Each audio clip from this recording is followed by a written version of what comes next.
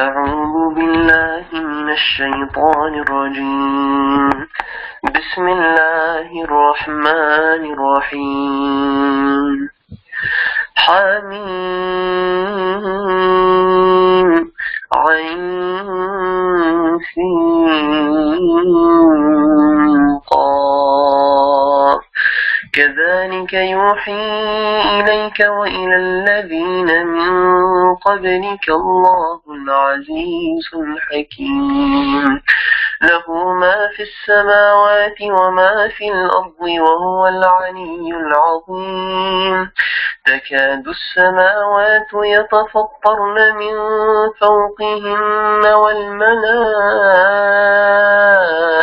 يسبحون بحمد ربهم ويستغفرون لمن في الأرض ألا إن الله هو الغفور الرحيم والذين اتخذوا من دونه أولياء الله حفيظ عليهم وما أنت عليهم بوكيل وكذلك أوحينا إليك قرآنا عربيا لتنذر أم القرى ومن حولها وتنذر يوم الجمع لا ريب فيه فريق في الجنة وفريق في السعير ولو شاء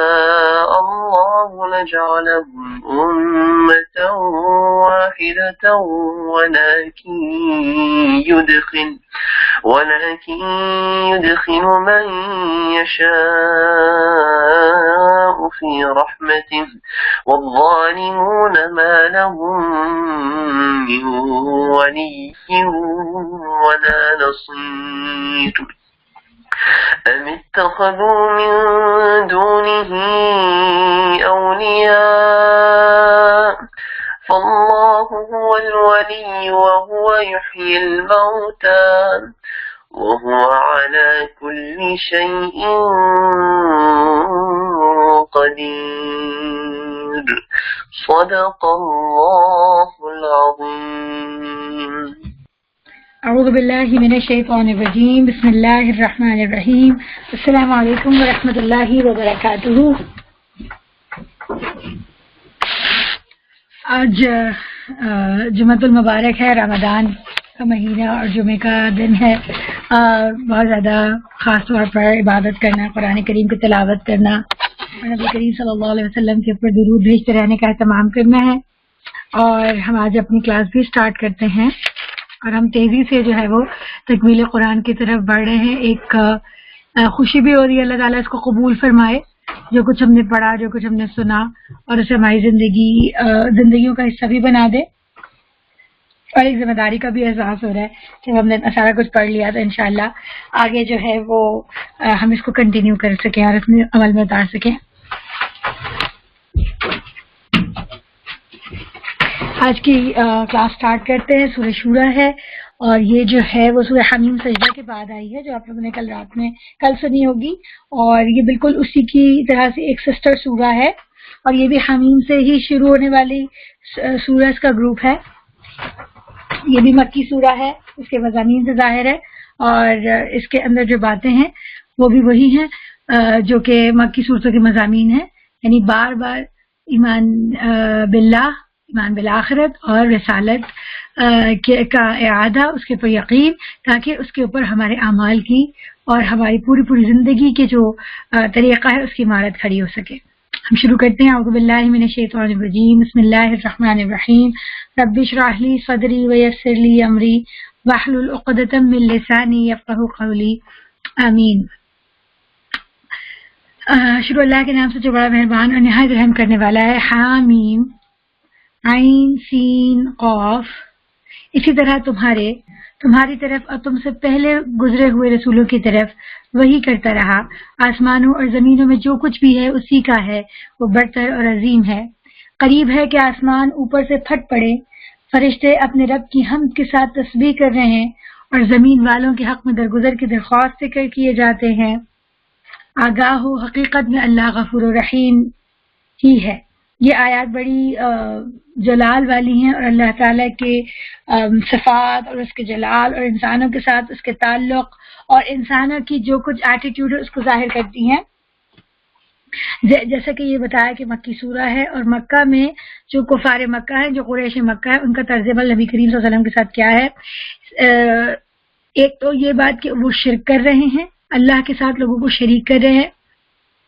یہ اتنی بڑی بات ہے کہ اس کے اوپر ہونا یہ چاہیے، اس کا جو پراپر ریاکشن بنتا ہے وہ یہ ہونا چاہیے کہ آسمان پھٹ پڑے، عذاب آ جائے اور لوگوں کو اسی وقت پکڑ لے اپنے اس قول کی پاداش میں جو انہوں نے کیا اور ان اعمال کی پاداش میں، کہ وہ اللہ تعالیٰ کی خالق اور مالک اور اس پروردگار ہونے کے باوجود وہ دوسری بے زور اور بے حقیقت چیزوں کو جو ہے وہ خدائی میں شریک کر رہے ہیں، ان کے آگے سر جھکا رہے ہیں، ان کے خوشنودی کے لیے دیوانے ہوئے جا رہے ہیں، ان کے لیے قربانیاں دے رہے ہیں، ان کے لیے اپنی زندگی کی تگ و دو کر رہے ہیں۔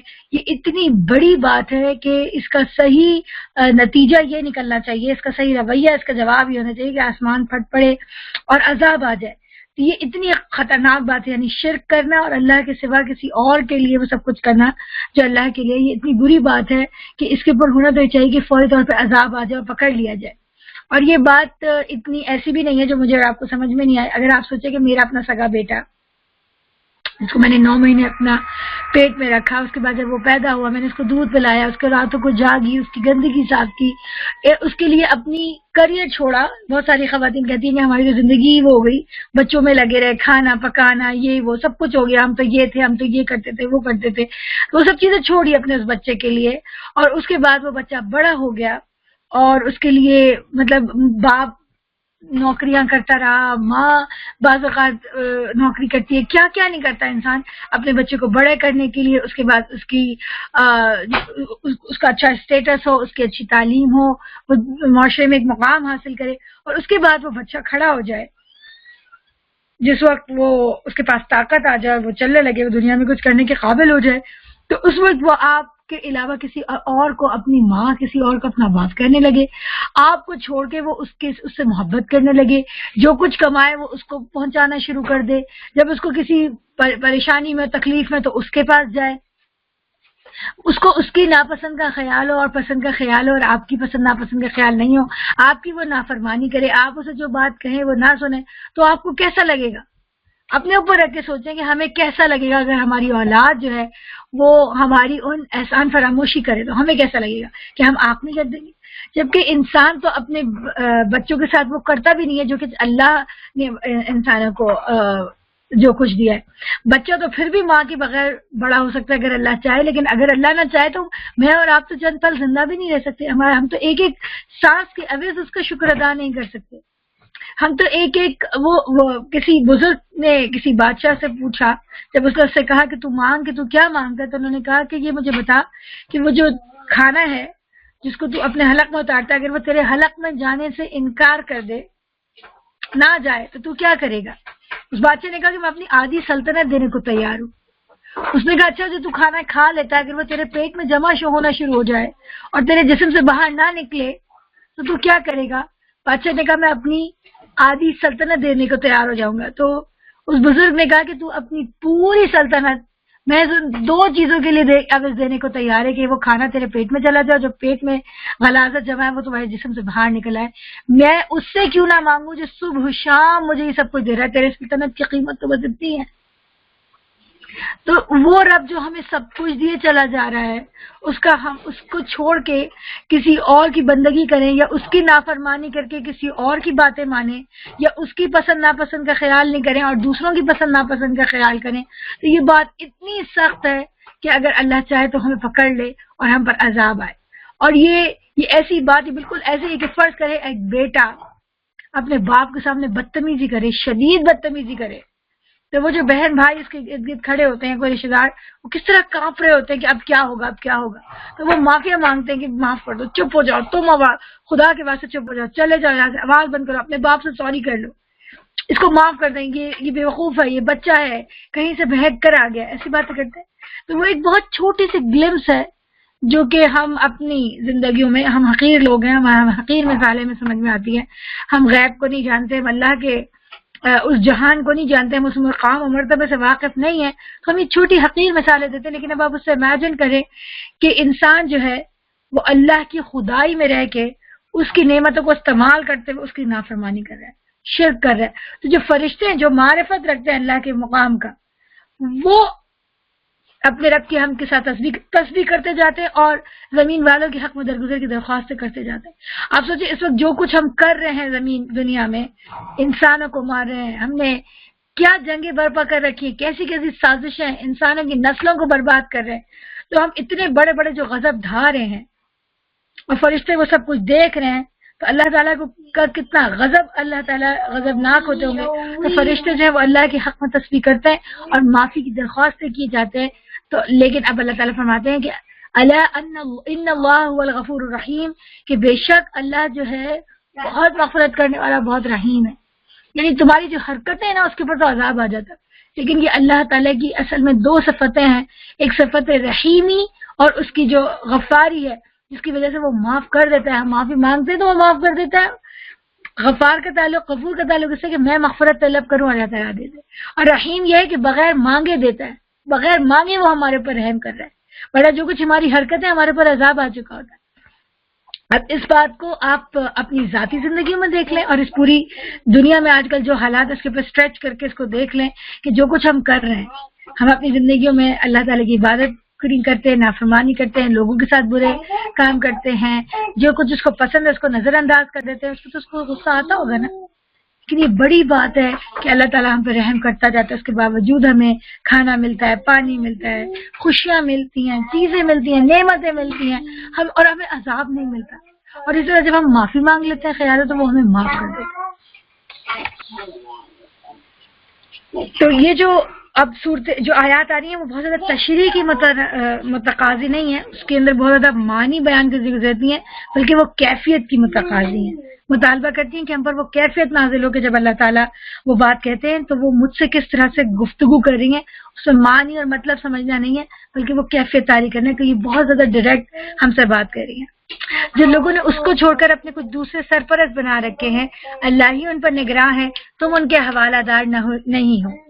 ہاں اسی طرح اے نبی صلی اللہ علیہ وسلم کہ قرآن عربی ہم نے تمہاری طرف وحی کیا ہے تاکہ تم بستیوں کے مرکز یعنی شہر مکہ اور اس کے گرد و پیش رہنے والوں کو خبردار کر دو اور جمع ہونے کے دن سے ڈرا دو جس کے آنے میں کوئی شک نہیں. ایک گروہ کو جنت میں جانا ہے اور دوسرے گروہ کو دوزخ میں. اگر اللہ چاہتا تو ان سب کو ایک ہی امت بنا دیتا، مگر وہ جسے چاہتا ہے اپنی رحمت میں داخل کرتا ہے اور ظالموں کا نہ کوئی ولی ہے نہ مددگار. کیا یہ ایسے نادان ہیں کہ انہوں نے اسے چھوڑ کر دوسرے ولی بنا رکھے ہیں؟ ولی تو اللہ ہی ہے، وہی مردوں کو زندہ کرتا ہے اور وہ ہر چیز پر قادر ہے. تمہارے درمیان جس معاملے میں بھی اختلاف ہو اس کا فیصلہ کرنا اللہ ہی کا کام ہے. وہی اللہ میرا رب ہے، اسی پر میں نے بھروسہ کیا اور اسی کی طرف میں رجوع کرتا ہوں.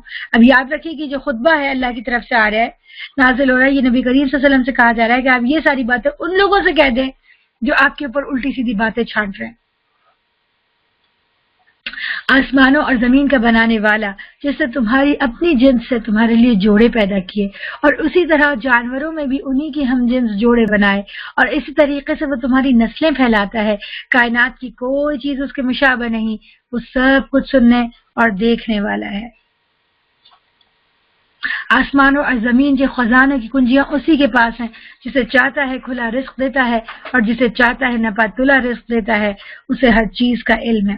یہاں جو پچھلی آیت گزری اس کی ایک اہم بات ہے یہ کہ اللہ تعالیٰ نے بتایا کہ اللہ تعالیٰ فرماتے ہیں کہ انہوں نے ہم میں سے جوڑے بنائے ہیں اور جس طرح ہمارے جوڑے بنائے اسی طرح جانوروں میں بھی جوڑے ہیں.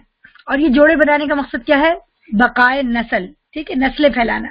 ہر چیز کا کوئی نہ کوئی مقصد ہے، ہر چیز کا کوئی نہ کوئی مقصد ہے.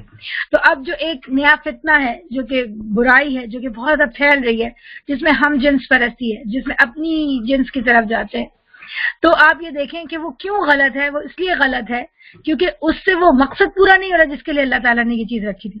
اس میں صرف ہوائے نفس ہے، اس میں صرف انسان کی شہوت ہے، اس میں انسان کو صرف نئی نئی دنیایں تلاش کرنا اور وہ ساری چیز ہے.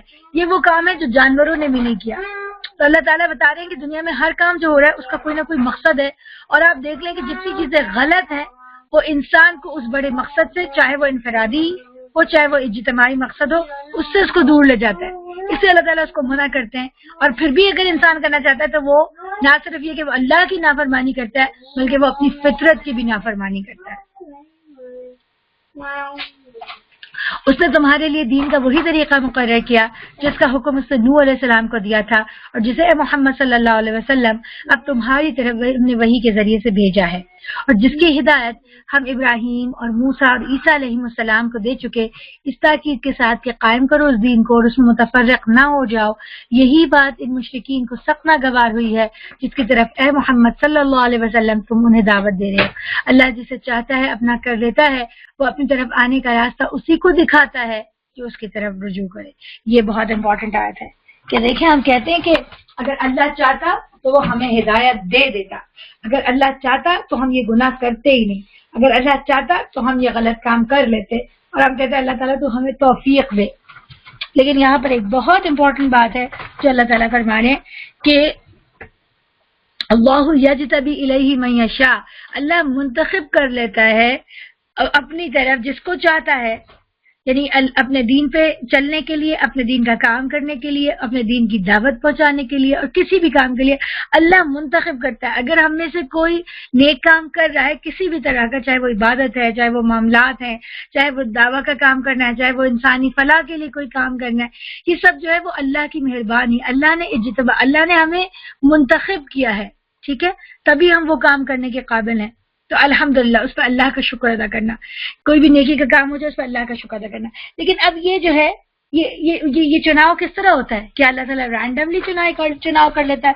یہ تو پھر زیادتی ہو جاتی، لیکن اللہ تعالیٰ رینڈملی چناؤ نہیں کرتا، بلکہ اللہ تعالیٰ کے فرما رہا ہے وَيَهْدِي إِلَيْهِ مَن يُنِيبُ، اور وہ اس ہدایت کا راستہ، اچھے کام کرنے کے لیے جو ہدایت چاہیے اس کا راستہ وہ اس کو دکھاتا ہے، من ينيب، جو اس سے رجوع کرتا ہے، جو اس سے مانگتا ہے، جو مانگے گا نہیں، جس کو اللہ کا جو کام ہے، اللہ کی جو نیکوکاری ہے، وہ کوئی گری پڑی چیز نہیں کہ اللہ تعالیٰ ہر ایک کو دے دے، وہ اس کو ملتی ہے جو اس سے مانگتا ہے، جو رجوع کرتا ہے، جو اس کے لیے کوشش کرتا ہے، تو اللہ تعالیٰ پھر اس کو اس کی طرف راستہ دکھاتا ہے۔ تو دو باتیں سمجھ میں آئیں، ایک تو یہ کہ اللہ کے دین کے کسی بھی نیکی کا کوئی بھی کام کرنے کے قابل ہونا یہ اللہ تعالیٰ کا کرم ہے، اس کے لیے اللہ کا شکر ادا کرتے ہیں۔ اور دوسری بات یہ سمجھ میں آئی کہ نیکی کا کوئی بھی کام کرنا ہے اس کے لیے کوشش کرنی پڑے گی۔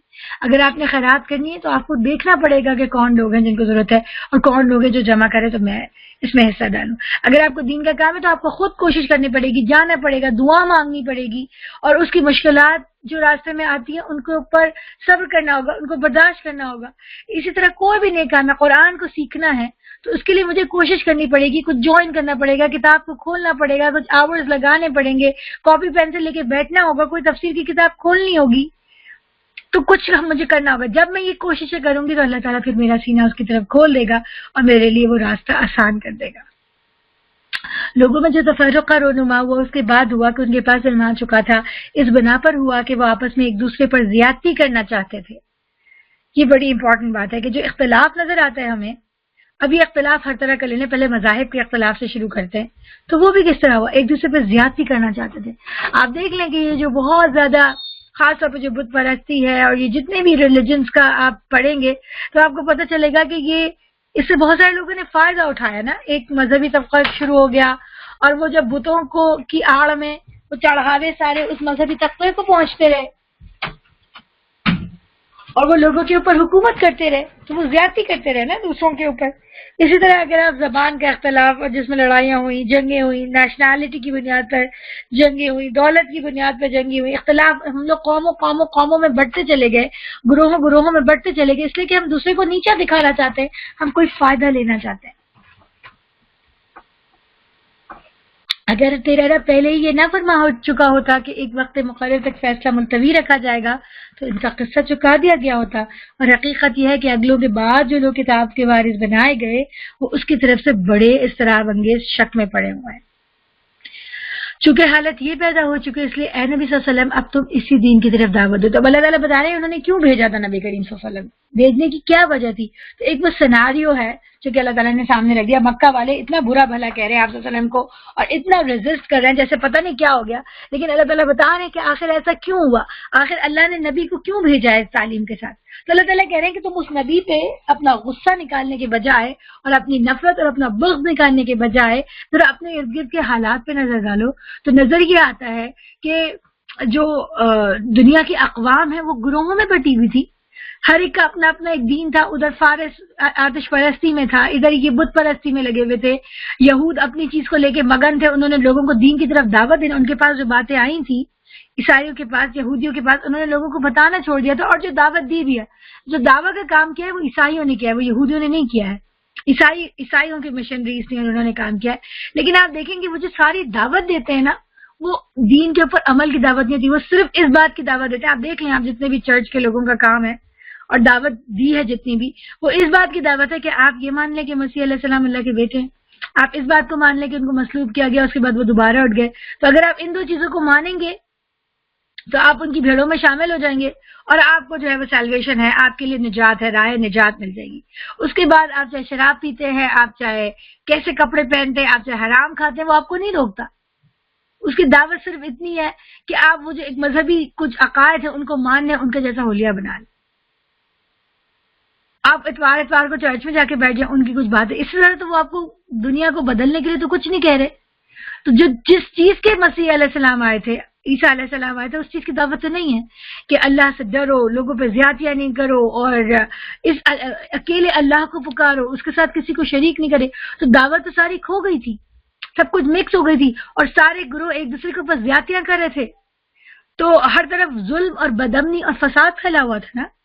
جبھی اللہ تعالیٰ نے اپنے نبی کریم صلی اللہ علیہ وسلم کو بھیجا اور ان سے کہا کہ اب آپ اس دین کی طرف دعوت دیجئے جس دین کو سب لوگوں نے گم کر دیا, اسے کھو دیا, اس دین کی طرف آپ دعوت دیجئے اور جسے تمہیں حکم دیا گیا اسی پر مضبوطی کے ساتھ قائم ہو جاؤ اور ان لوگوں کی خواہشات کا اتباع نہ کرو اور ان سے کہہ دو کہ اللہ نے جو کتابی نازل کی ہے میں اس پر ایمان لایا, مجھے حکم دیا گیا ہے کہ میں تمہارے درمیان انصاف کروں, اللہ ہی ہمارے رب بھی ہے اور تمہارے رب بھی, ہمارے اعمال ہمارے لیے ہیں اور تمہارے اعمال تمہارے لیے. یعنی آپ دعوت دے سکتے ہیں لیکن آپ کسی کو زبردستی مجبور نہیں کہہ سکتے. تو آپ سنیں, آپ کو عمل کرنا ہے کریں, نہیں کرنا نہیں کریں, لیکن آپ راہ میں روڑے نہیں اٹکائیں. آپ کے اعمال آپ کے لیے, میرے اعمال میرے لیے. ہمارا تمہارے درمیان کوئی جھگڑا نہیں ہے, یعنی ہم کو تمہیں نیچا دکھانے کے لیے سب کچھ نہیں کر رہے, بلکہ ہم تو تمہاری فلاح کے لیے کر رہے ہیں. اللہ ایک روز ہم سب کو جمع کرے گا اور اسی کی طرح ہم سب کو جانا ہے. اللہ کی دعوت پر لبیک کہے جانے کے بعد جو لوگ لبیک کہنے والوں سے اللہ کے معاملے میں جھگڑتے ہیں, ان کی حجت بازی ان کے رب کے نزدیک باطل ہے اور ان پر اس کا غضب ہے اور سخت عذاب ہے. وہ اللہ ہی ہے جس نے حق کے ساتھ یہ کتاب اور میزان نازل کی ہے, اور تمہیں کیا خبر, شاید کہ فیصلے کی گھڑی قریب ہی آ لگی ہو. ابھی جو فیصلے کی گھڑی ہے یہ وہ تو کہہ رہے ہیں کہ عذاب لے آؤ نا, لیکن جو فیصلے کی گھڑی ہے وہ ہمیں نہیں پتا. لعل الساعۃ قریب, وہ جو ساعت ہے جس میں کسی ایک شخص کے لیے وہ ساعت ہو سکتی ہے, اس کا اینڈ کیا کہنا چاہیے, اینڈ آف جرنی ہے اور اس کی اینڈ آف لائف ہے. جب اسے اللہ کے سامنے جانا ہے, پہنچنا ہے, وہ تو ہر بندے کا مختلف ہے. ضروری نہیں کہ بھائی تمام دنیا والوں کی جب پوری زمین, اس پوری کائنات کا جو اینڈ آف ٹائم ہو وہ میرا اور آپ کا بھی اینڈ آف ٹائم ہے. ہرگز بھی ضروری نہیں ہے, وہ تو جب آئے گی, لیکن میرا اور آپ کا تو ابھی بھی آ سکتا ہے. ہمیں کیا پتا کہ کل ہی آ جائے, ہمیں کیا پتا کہ ابھی یہاں سے اٹھ کے جاؤں میں اور آ جائے. تو اس لیے اس بات میں اتنی دیر مت لگاؤ. یہ جو کتاب ہے جو حق کے ساتھ اور میزان کے ساتھ نازل کی گئی ہے, اس کی باتوں کے اوپر غور کرو, اس کے اوپر عمل کرو, اس کو آگے پہنچانے کے لیے کام شروع کر دو, کیونکہ تمہیں کیا خبر کہ تمہارا ٹائم قریب ہی آ لگا. جو لوگ اس کے آنے پر ایمان نہیں رکھتے وہ تو اس کے لیے جلدی مچاتے ہیں, مگر جو اس پر ایمان رکھتے ہیں وہ اس سے ڈرتے ہیں اور جانتے ہیں کہ یقیناً وہ آنے والی ہے. خوب سن لو کہ جو لوگ اس گھڑی کے آنے میں شک ڈالنے والی بحثیں کرتے ہیں وہ گمراہی میں بہت دور نکل گئے. اللہ اپنے بندوں پر بہت مہربان ہے, جسے جو کچھ چاہتا ہے دیتا ہے, اور وہ بڑی قوت والا اور زبردست ہے. اب اللہ تعالیٰ کی یہ صفت مہربانی ہے, اپنے بندوں سے اس کی محبت ہے کہ اس نے دیکھا کہ اس کے بندے نافرمانیاں کر رہے ہیں, بت پرستی کر رہے ہیں. اس نے دیکھا کہ اس کے بندوں نے زمین پر فساد برپا کر رکھا ہے, لیکن اس کے باوجود اس نے اس پہ عذاب نہیں لایا, اس نے ان کو چھوڑا نہیں, بلکہ اس نے فوراً اپنے میسنجر کو بھیجا، اس نے اپنے پیغمبر کو بھیجا تاکہ لوگوں کو اصلاح ہو جائے، تاکہ لوگ ٹھیک ہو جائے. اللہ کی محبت ہے نا. تو جسے جو کچھ چاہتا ہے دیتا ہے. یعنی نبی کریم صلی اللہ علیہ وسلم کو جو یہ نبوت عطا کی گئی ہے، جس کے اوپر مشرکین مکہ ان کے خلاف اپنے بغض اور عناد کا اظہار کر رہے ہیں، یہ اللہ کی نعمت ہے کہ اللہ نے عطا کی. اور وہ اللہ اپنے بندوں سے بہت محبت کرتا ہے. اور اللہ تعالیٰ کی یہ بھی نعمت ہے کہ پھر ان میں سے کچھ لوگوں نے اس دعوت پہ لبیک کہا، وہ آپ صلی اللہ علیہ وسلم کے ساتھ آ گئے. حالانکہ اگر نبی کریم صلی اللہ علیہ وسلم نہیں آتے اور وہ دعوت کو نہیں لاتے، اللہ تعالیٰ نہیں بھیجتا، تو آج ہم سب اندھیروں میں بھٹک رہے ہوتے. ہم سب کو اللہ تعالیٰ چاہتا تو دوزخ میں ڈال سکتا تھا. لیکن اللہ تعالیٰ کا انتہائی محبت ہے. اللہ تعالیٰ اپنے بندوں سے محبت کرتا ہے. وہ چاہتا ہے کہ وہ واپس آ جائے، وہ ٹھیک آ جائے. جبھی تو وہ اس نے نبی کو بھیجا. اور آپ میرے اور آپ کے لیے یہ کہ جبھی تو اس نے اس قرآن کو محفوظ رکھا اب تک، جبھی تو اس نے اس حدیث کو محفوظ رکھا، جبھی تو وہ ابھی تک سامان کیے جاتا ہے کہ کسی طرح میرے اور آپ تک وہ باتیں پہنچتی جائیں. جبھی تو وہ مجھے اور آپ کو ہدایت کے لمحے دیتا ہے. جبھی تو وہ مجھے اور آپ کو توفیق عطا کرتا ہے کہ ہم نیکی کام کریں. اور یہ در ہم سب کے لیے کھلتا ہے. اب یہ میرے اور آپ کی ثوابدید پر ہے کہ ہم اس در کو کھول کے اب اس میں داخل ہو جائیں، اس کو کنٹینیو کریں سفر کو، یا وہیں پر کلوز کر دیں. تو اللہ ہم سے محبت کرتا ہے، وہ ہمیں موقع دے رہا ہے. اور وہو القوی العزیز. کہیں تم کسی کی مہربانی سے اس کو کمزور مت سمجھ لینا. لوگ نیکی سے فائدہ اٹھاتے ہیں، تو کسی کی مہربانی سے تم اسے کمزور نہیں سمجھ لینا. یہ بات کہ اللہ تعالیٰ جو ہے وہ نبی بھیج رہا ہے، یہ بات کہ اللہ عذاب نہیں بھیجا، تو ایسا نہیں کہ اللہ تعالیٰ کمزور ہے اور اسے ہماری تائید کی ضرورت ہے. نہیں، وہو القوی العزیز. وہ نہایت قوت والا اور عزیز ہے، زبردست. عزیز کہتے ہیں جو کہ بزور اپنا کام کروا دینے کی پوری طاقت رکھتا ہو. لیکن اگر وہ نہیں کر رہا تو یہ اس کی محبت ہے. جو کوئی آخرت کی کھیتی چاہتا ہے اس کی کھیتی کو ہم بڑھاتے ہیں، اور جو دنیا کی کھیتی چاہتا ہے اسے دنیا ہی میں سے دے دیتے ہیں، مگر آخرت میں اس کا کوئی حصہ نہیں ہے. کیا یہ لوگ کچھ ایسے شریک خدا رکھتے ہیں جنہوں نے ان کے لیے دین کی نوعیت رکھنے والا ایک ایسا طریقہ مقرر کر دیا جس کا اللہ نے انہیں علم نہیں دیا؟ اگر فیصلے کی بات نہ ہو گئی ہوتی تو ان کا قضیہ چکا دیا گیا ہوتا. یقیناً ان ظالموں کے لیے دردناک عذاب ہے. تم دیکھو گے کہ یہ ظالم اس وقت اپنے کیے کے انجام سے ڈر رہے ہوں گے اور وہ ان پر آ کر رہے گا، بخلاف اس کے جو لوگ ایمان لائے ہیں اور جنہوں نے نیک عمل کیے ہیں. وہ جنت کے گلستانوں میں ہوں گے، جو کچھ بھی وہ چاہیں گے اپنے رب کے ہاں پائیں گے. یہی بڑا فضل ہے. یہ ہے وہ چیز جس کی خوشخبری اللہ اپنے بندوں کو دیتا ہے جنہوں نے مان لیا اور نیک عمل کیے. اے نبی صلی اللہ علیہ وسلم، ان لوگوں سے کہہ دو کہ میں اس کام پر تم سے کسی اجر کا طالب نہیں ہوں، البتہ قرابت کی محبت ضرور چاہتا ہوں. عجیب آیت ہے یہ بھی بڑی. دیکھیں اس میں اللہ تعالیٰ نبی کریم صلی اللہ علیہ وسلم سے کہہ رہے ہیں کہ نبی کریم صلی اللہ علیہ وسلم نے کوئی اجر نہیں مانگا نا. وہ آپ صلی اللہ علیہ وسلم کے پاس آئے، بڑا مشہور معاہدہ ہے، بڑا مشہور کیا کہنا چاہیے، راؤنڈ ٹیبل کانفرنس کہہ لیں یا نیگوشیشن کہہ لیں، جو بھی آج کی پولیٹیکل زبان کے اب تو ہم یوز کر لیں. نبی کریم صلی اللہ علیہ وسلم کے پاس آئے اور انہوں نے کہا آپ صلی اللہ علیہ وسلم آپ کو جو چاہیے بتا دیں، یا محمد صلی اللہ علیہ وسلم تمہیں جو چاہیے تم بتا دو. تمہیں بادشاہ چاہیے ہم تمہیں بادشاہ بنا لیں گے. تمہیں کسی خوبصورت عورت سے شادی کرنی ہے تم جس سے کہو ہاتھ رکھ دو، ہم تمہیں وہ سے شادی کر دیں گے. تمہیں بہت دولت چاہیے، ہم سب تمہیں دولت دینے کے لیے تیار ہیں. لیکن نبی کریم صلی اللہ علیہ وسلم لا اسألکم علیہ اجر، میں تم سے کوئی اجر تو نہیں چاہتا اس کام کے اوپر، لیکن قرابت کی محبت ہی کہ تم کم از کم اتنا لحاظ تو کر لو کہ تم میرے رشتے دار ہو. یہ جو سارے لوگ نبی کریم صلی اللہ علیہ وسلم کے اوپر اونٹ کی اوج رکھ رہے تھے، نبی کریم صلی اللہ علیہ وسلم کے راستے میں کانٹے بچھا رہے تھے، نبی کریم صلی اللہ علیہ وسلم کے رخ انور پہ تھوک رہے تھے، نبی کریم صلی اللہ علیہ وسلم کو دل آزاری کی باتیں کر رہے تھے، تو اس کے بدلے میں قرابت کی محبت، تم اتنا تو لحاظ کرو کہ تمہارا رشتے دار ہوں.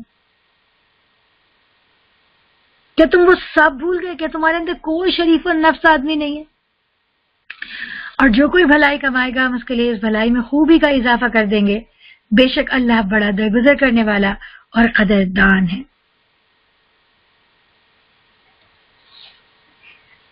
کیا یہ لوگ کہتے ہیں کہ اس شخص نے اللہ پر جھوٹا بہتان گھڑ لیا ہے؟ اگر اللہ چاہے تو تمہارے دل پر مہر کر دے، وہ باطل کو مٹا دیتا ہے اور حق کو اپنے فرمانوں سے حق کر دکھاتا ہے. وہ سینوں کے چھپے ہوئے راز تک جانتا ہے. وہی ہے جو اپنے بندوں سے توبہ قبول کرتا ہے. اب آپ یہ دیکھیں کہ یہ خطاب کس سے ہو رہا ہے؟ مشرکین مکہ سے ہو رہا ہے جو سب کچھ غلط کام کر رہے ہیں. لیکن ذرا کاؤنٹ کریں کہ ہر تھوڑی دیر بعد گفتگو میں توبہ، مہربانی، واپس آ جاؤ، مغفرت، یہ سب بار بار یہ آ رہا ہے. تو اصل میں اس کا مقصد کسی کو سزا دینا نہیں ہے، کسی کو گالی دینا، کسی کو برا کہنا، کسی کو جج کرنا، کسی کے بارے میں حکم لگانا کہ تم تو اتنے برے ہو مشرکین مکہ، یہ نہیں ہے. بلکہ اس سارے واعظ و نصیحت کا مطلب یہ کہ تم واپس آؤ، اللہ تعالیٰ تمہاری توبہ قبول کرے گا. تو جب ہم بھی کسی کو نصیحت کرتے ہیں تو ہمیں ہمارے نصیحت کے انداز کو دیکھنا چاہیے کہ کیا ہمارا مقصد یہ کہ ہم اس کو اتنا برا بھلا کہہ دیں کہ اس کے بعد وہ اپنے آپ وہ آئندہ کبھی آئے نہیں، وہ اپنے آپ کو برا سمجھ کے کبھی پلٹے نہیں، یا یہ کہ ہم کو اس طریقے سے بات کر دیں کہ وہ بندہ پلٹ آئے، وہ اللہ تعالیٰ کی جناب میں باریابی کا رستہ تلاش کرنا شروع کر دے.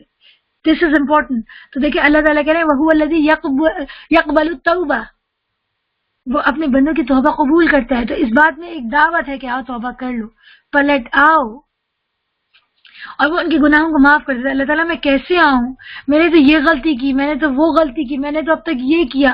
تو اللہ تعالیٰ کہہ رہے ہیں میں معاف کر دیتا ہوں، آؤ تو تم میرے پاس.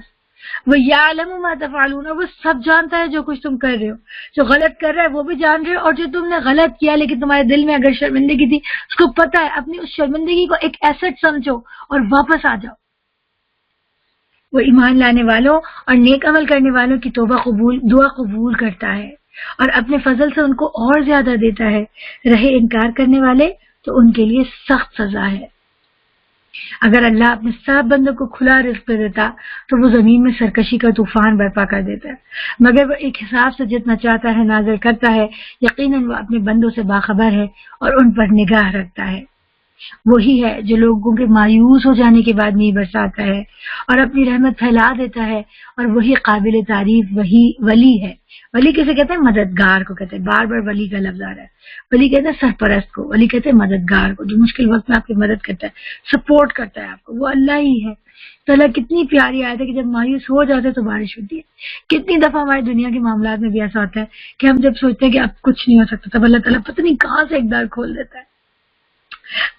بعض میری دوستیں ہیں یا کوئی ہوتے ہیں تو کہتے ہیں کہ یار میری بہن کے لیے شادی کی کوشش کرو، یا اس کے لیے میری بیٹی کے لیے دعا کرو، اور یہ کرو وہ.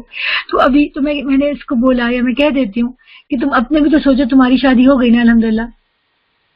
تم نے تو نہیں سوچا تھا کہ ہوگی، تمہیں تو ایسا لگ رہا تھا بڑا مشکل ہے، کہ آج اللہ کا شکر ہے اپنے گھر میں سیٹ بچے ہیں، اللہ تعالیٰ اس کے لیے بھی کرے گا، بس دعا کرتی رہو.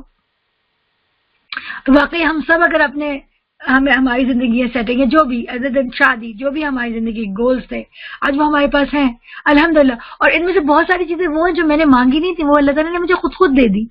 وہ مجھے پتہ بھی نہیں تھا، میں نے کبھی سوچا بھی نہیں تھا کہ میں یہ کام کروں گی، لیکن اللہ تعالیٰ نے مجھے خود بخود دے دیا الحمدللہ. تو اللہ تعالیٰ تو مایوس ہونے کے بعد بھی عطا کرتا ہے، بعض اوقات وہ دیتا ہے جو میں نے کبھی مانگا بھی نہیں ہوں. تو اس سے مانگتے رہیں، اس سے دعا مانگتے رہیں.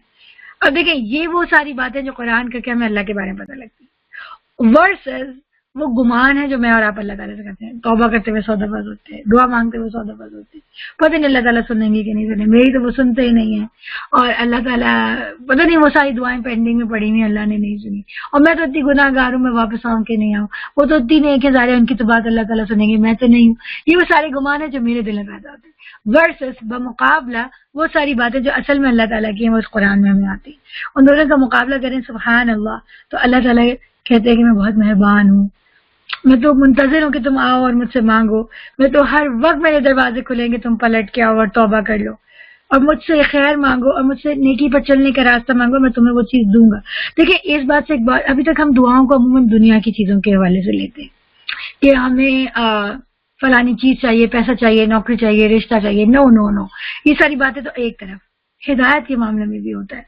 ہم سب یقیناً اعمال کے بہت سارے درجے ہیں جس پر ابھی ہم نہیں پہنچے، ہمیں پہنچنا ہے. نیکی کے کام ہیں، بہت سارے دین کا کام کرنا ہے، حیا ہے، معاملات ہیں، اللہ تعالیٰ کے دین کی سمجھ ہے، بہت ساری چیزیں، نیکی کی بھی چیزیں. وہ ہم وہاں تک کیوں نہیں پہنچے آخر ان درجوں تک جس کی طرف اللہ تعالیٰ ہمیں بلا رہا ہے، ہم ان تک نہیں پہنچے. بہت ساری باتیں ہو سکتی ہیں. ایک بات یہ ہو سکتی ہے کہ میں نے کوشش ہی نہیں کی، میرا دھیان ہی نہیں گیا، میں مصروف ہوتی ہوں، میرے پاس چھوٹے چھوٹے بچے ہیں، یا میں اب میری عمر زیادہ ہو گئی، بیماریاں ہیں میرے ساتھ لگی ہوئی، یا میرا دل راضی نہیں ہوتا، لوگ مجھے بتاتے ہیں. یہ سارے مسئلے ہیں نا. ان سارے مسئلوں کے لیے کیا میں اور آپ دعا کرتے ہیں اللہ تعالیٰ سے؟ تو اللہ تعالیٰ کہیں سے کوئی ہماری مدد کرے. اگر ہم دنیا کی چیزوں کے لیے دعا کرتے ہیں تو اللہ کی چیزوں کے لیے بھی، اگر کوئی بہن ایسی ہے جو بچوں میں، گھر کے معاملات میں گر کے رہ گئی ہے، جس وجہ سے وہ اللہ کے دین کا کام نہیں کر پاتی، تو کیا وہ دعائیں کرتی ہے؟ کہ اللہ تعالیٰ تو مجھے توفیق دے، تو میرے وقت میں ایسی برکت دے، تو مجھے ایسی صلاحیت دے کہ میں بھی تیری راہ میں نکل سکوں. اللہ تعالیٰ مجھے قرآن یاد کرنا ہے یا مجھے قرآن کو سمجھنا ہے، تو مجھے ایسا موقع دے کہ میں بھی کر سکوں. ہم زیادہ ٹائم اس ڈسکشن میں تو نکال دیتے ہیں کہ میں کر ہی نہیں سکتی بھائی، میں اتنی بزی ہوں، یا میں اتنے مسئلے ہیں، یا میں یہ ہوں. لیکن کتنا ٹائم ہم دعا میں لگاتے ہیں، کیونکہ انسان کو وہ ملتا ہے نا جس کی وہ دعا کرتا ہے. تو اگر میں نے ان چیزوں کی دعا کی ہے، یا اسی طرح کیا میں نے دعا کی ہے کہ اللہ تعالیٰ تو میری اولاد کو اتنی نیک بنانا کہ وہ تیرے دین کی بات آگے پھیلائے، وہ حافظ بنے، وہ عالم بنے، اس کو دین کی محبت دینا، اسے لوگوں کی محبت دینا، اسے اچھے اخلاق کی نعمت دینا، اسے دین کی حکمت عطا فرمانا. کیونکہ ہمارے آگے آنے والی جنریشنز کو لیڈرز کی ضرورت ہے. ابھی آپ دیکھیں ہم لیڈر لیس ہیں. ابھی ہر دن گزرتی ایک بدترین خبر سننے کو ملتی ہے اور دل ڈرتا ہے.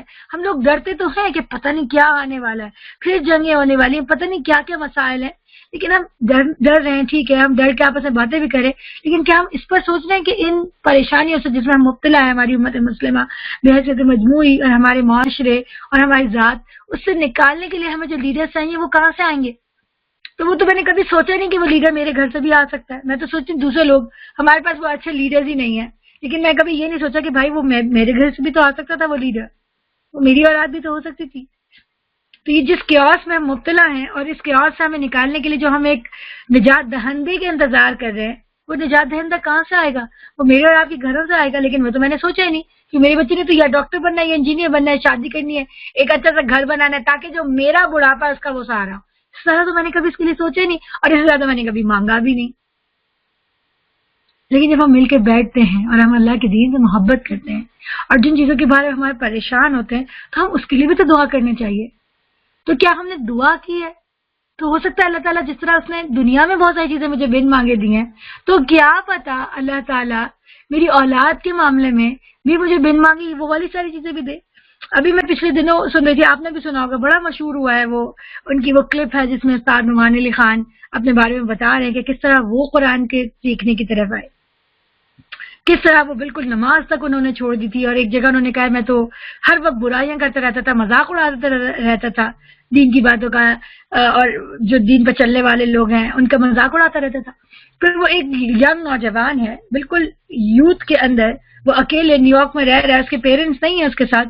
تو اب دیکھیں کتنے بھٹکنے کے چانسز ہیں. مگر آپ دیکھیں یہ آیت جو ہے نا کہ وہ مایوس ہونے کی بات ادا کرتے ہیں، یعنی جس کے لیے بندے نے آخری میں سوچا ہو کہ ان کے ذہن میں لاسٹ آپشن ہوگا کہ آج میرا بیٹا جو ہے وہ ایک استاد بنے گا، لوگوں کو دین کی طرف بلائے گا، یہ تو لاسٹ آپشن ہوگا. پیرنٹس نے سوچے گا ڈاکٹر بنے گا، انجینئر بنے گا، اچھا کمائے گا، اچھی جگہ شادی ہوگی، بچے ہوں گے، اولاد ہوگی، ہمارے بڑھاپے کا سہارا بنے گا، یہ سب سوچا ہوگا. لیکن یہ لاسٹ بات ہے جو سوچے گی کہ وہ آگے جا کے یہ کرے گا. لیکن اللہ تعالیٰ کس طرح اپنے بندے کو وہ چیز دیتا ہے جو اس نے مانگی بھی نہیں، جس نے سوچا بھی نہیں تھا، لیکن اللہ تعالیٰ نے راستہ دکھایا. آج وہ ماشاء اللہ کتنوں کے لیے دعوت دین کا سبب بن رہے. تو اسی طرح سے میں نے اور آپ نے کہیں اس قرآن کلاس کا ایک مطلب، اور قرآن کو کھول کے پڑھنے کا ایک مقصد پورا شروع سے لے کر آخر تک یہ بھی ہے کہ جو ہم نے سلیکٹڈ اپنے لیے سبق نکالے ہوئے نا قرآن کے لیے، کچھ لوگ ہیں جو قرآن کو پڑھتے ہیں، کوئی مر جائے تو پڑھ لیتے ہیں، جاب چاہیے ہوتی ہے تو فلانی سورہ کا ختم کر لیتے ہیں، فلانے گھر میں مشکل ہے تم آ جاؤ ہم لوگ پڑھتے ہیں. سلیکٹڈ نکالے ہوئے اپنے لیے قرآن کے فائدے. اسی طرح جب قرآن کو پڑھنا ہے تو اس سے جو اپنے لیے زندگی کے عمل لینے وہ بھی بڑے سلیکٹڈ ہیں. یعنی تھوڑا سا نماز روزہ زکوٰۃ حج یہ پتہ لگ جائے دیٹس ٹوٹلی فائن، اور تھوڑا سا پتہ چل جائے کہ جب میں پریشان ہوں تو میں کون سا دعا پڑھا کروں، جب میں یہ ہو جائے تو میں کون سا وظیفہ کر لوں. لیکن جب میں نے شروع سے آخر سے قرآن پڑھا آپ کے ساتھ، الحمدللہ ہم نے دفعہ پڑھا، ابھی ختم ہو جائے گا، آج 25واں پارہ ہے انشاءاللہ ہمارا، ہم اگلے منڈے تک ہمارا تکمیل قرآن ہو جائے گی. جو میں نے اور آپ نے ساتھ مل کے ہمارے ساتھ سمینہ جی بھی تھی، اللہ تعالیٰ ان کو دوہرا اجر عطا فرمائے، کیونکہ انہوں نے دو دورے قرآن کرایا آپ کے ساتھ.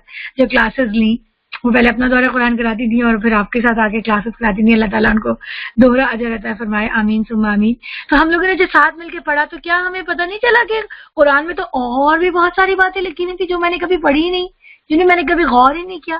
میں نے تو کبھی سوچا ہی نہیں کہ مجھے اللہ تعالیٰ نے مجھے سورہ حج یاد آ رہی ہے کہ سورہ حج کے آخری رکوع جو میں نے پڑھا تھا کہ اللہ تعالیٰ نے تو مجھے چن لیا تھا.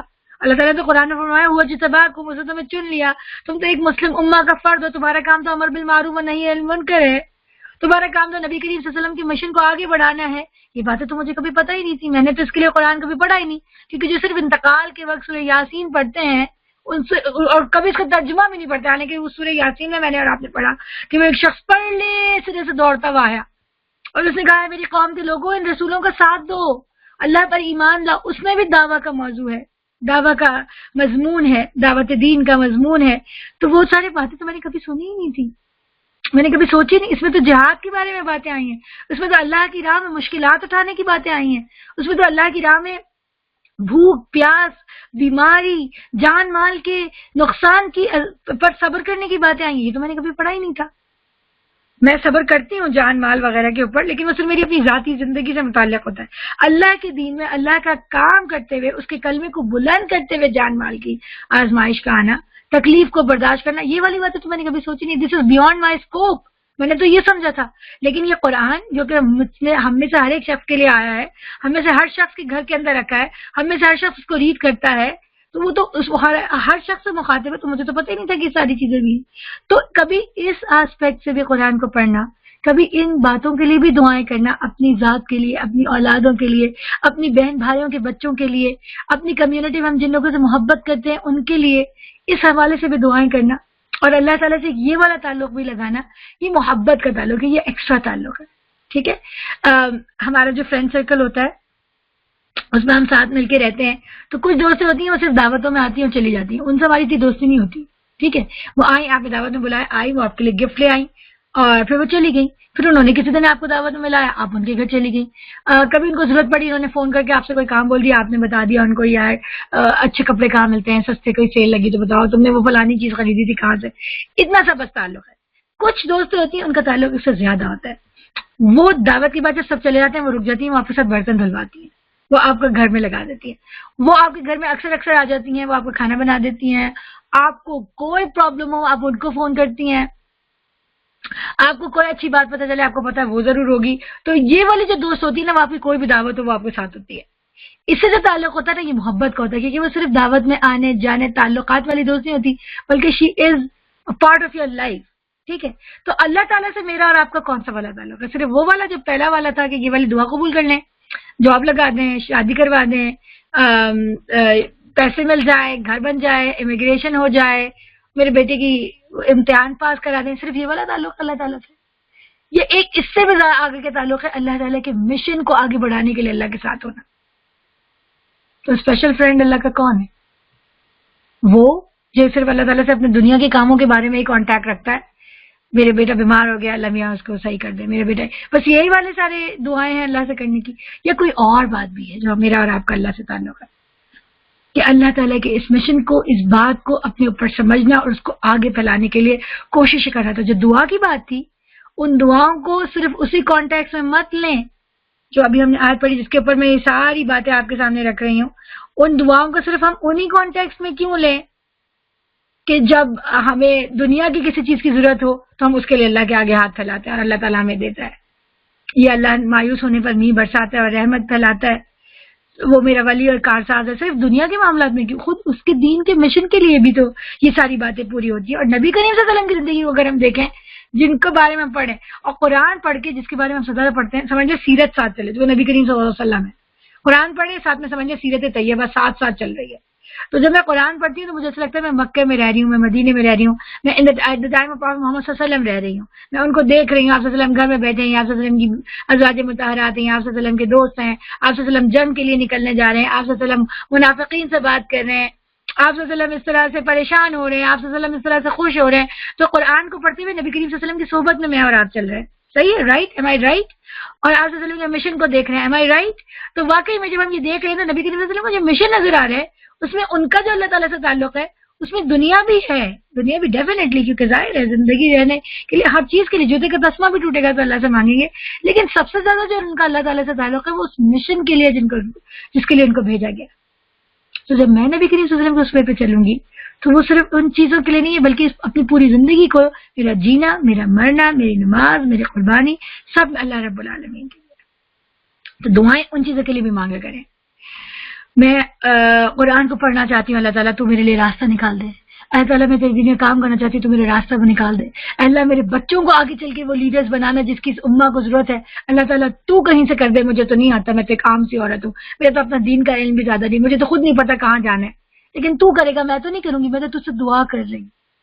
تو یہ والا بھی ایک اللہ تعالیٰ سے تعلق رکھیں تو انشاءاللہ اللہ تعالیٰ، ہمیں نہیں پتا کہ اللہ تعالیٰ کب کہاں کس طرح وہ دعا قبول کرے، اور ہماری نسلوں میں سے یا خود ہم سے کوئی ایسا کام لے لے جو کہ آگے چل کے جو ہے وہ اس امت کے لیے بھی فائدہ مند ہے، اور ہماری بھی اللہ تعالیٰ کے پاس قیامت کے دن ان کے بالکل قریب، اور انبیاء کرام علیہم السلام اور داعی دین اور جو شہداء اور صدیقین اور صلاح ہیں ان کی بالکل قریب والی سیٹ پہ ہمیں جگہ ملے. جب ہم جاتے ہیں نا کسی پروگرام میں تو آگے سیٹیں لگی ہوتی ہیں ریزرو، وہ گیسٹ کے لیے ہوتی ہیں.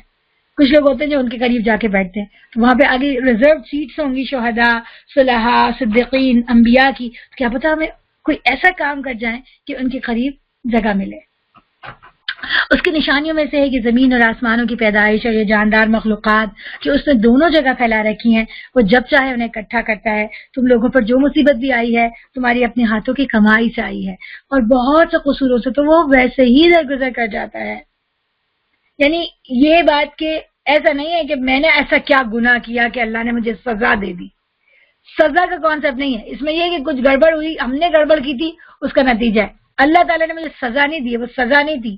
اگر وہ سزا دینا چاہے نا تو وہ ہم تو پتہ نہیں کہاں ہو جاتے. ٹھیک ہے، تو اگر میری غلطی سے کچھ ہوا ہے تو وہ اللہ نے سزا نہیں دی، بلکہ میں نے کوئی غلطی کی ہے اسے کریکٹ. لیکن یہ اوور جرنلائزیشن نہیں، اس کو آپ آزمائش سے نہیں ملا سکتے.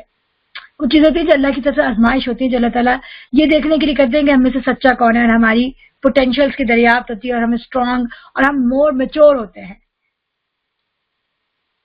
تم زمین میں اپنے خدا کو عاجز کر دینے والے نہیں ہو، اور اللہ کے مقابلے میں تم کوئی حامی اور ناصر نہیں رکھتے.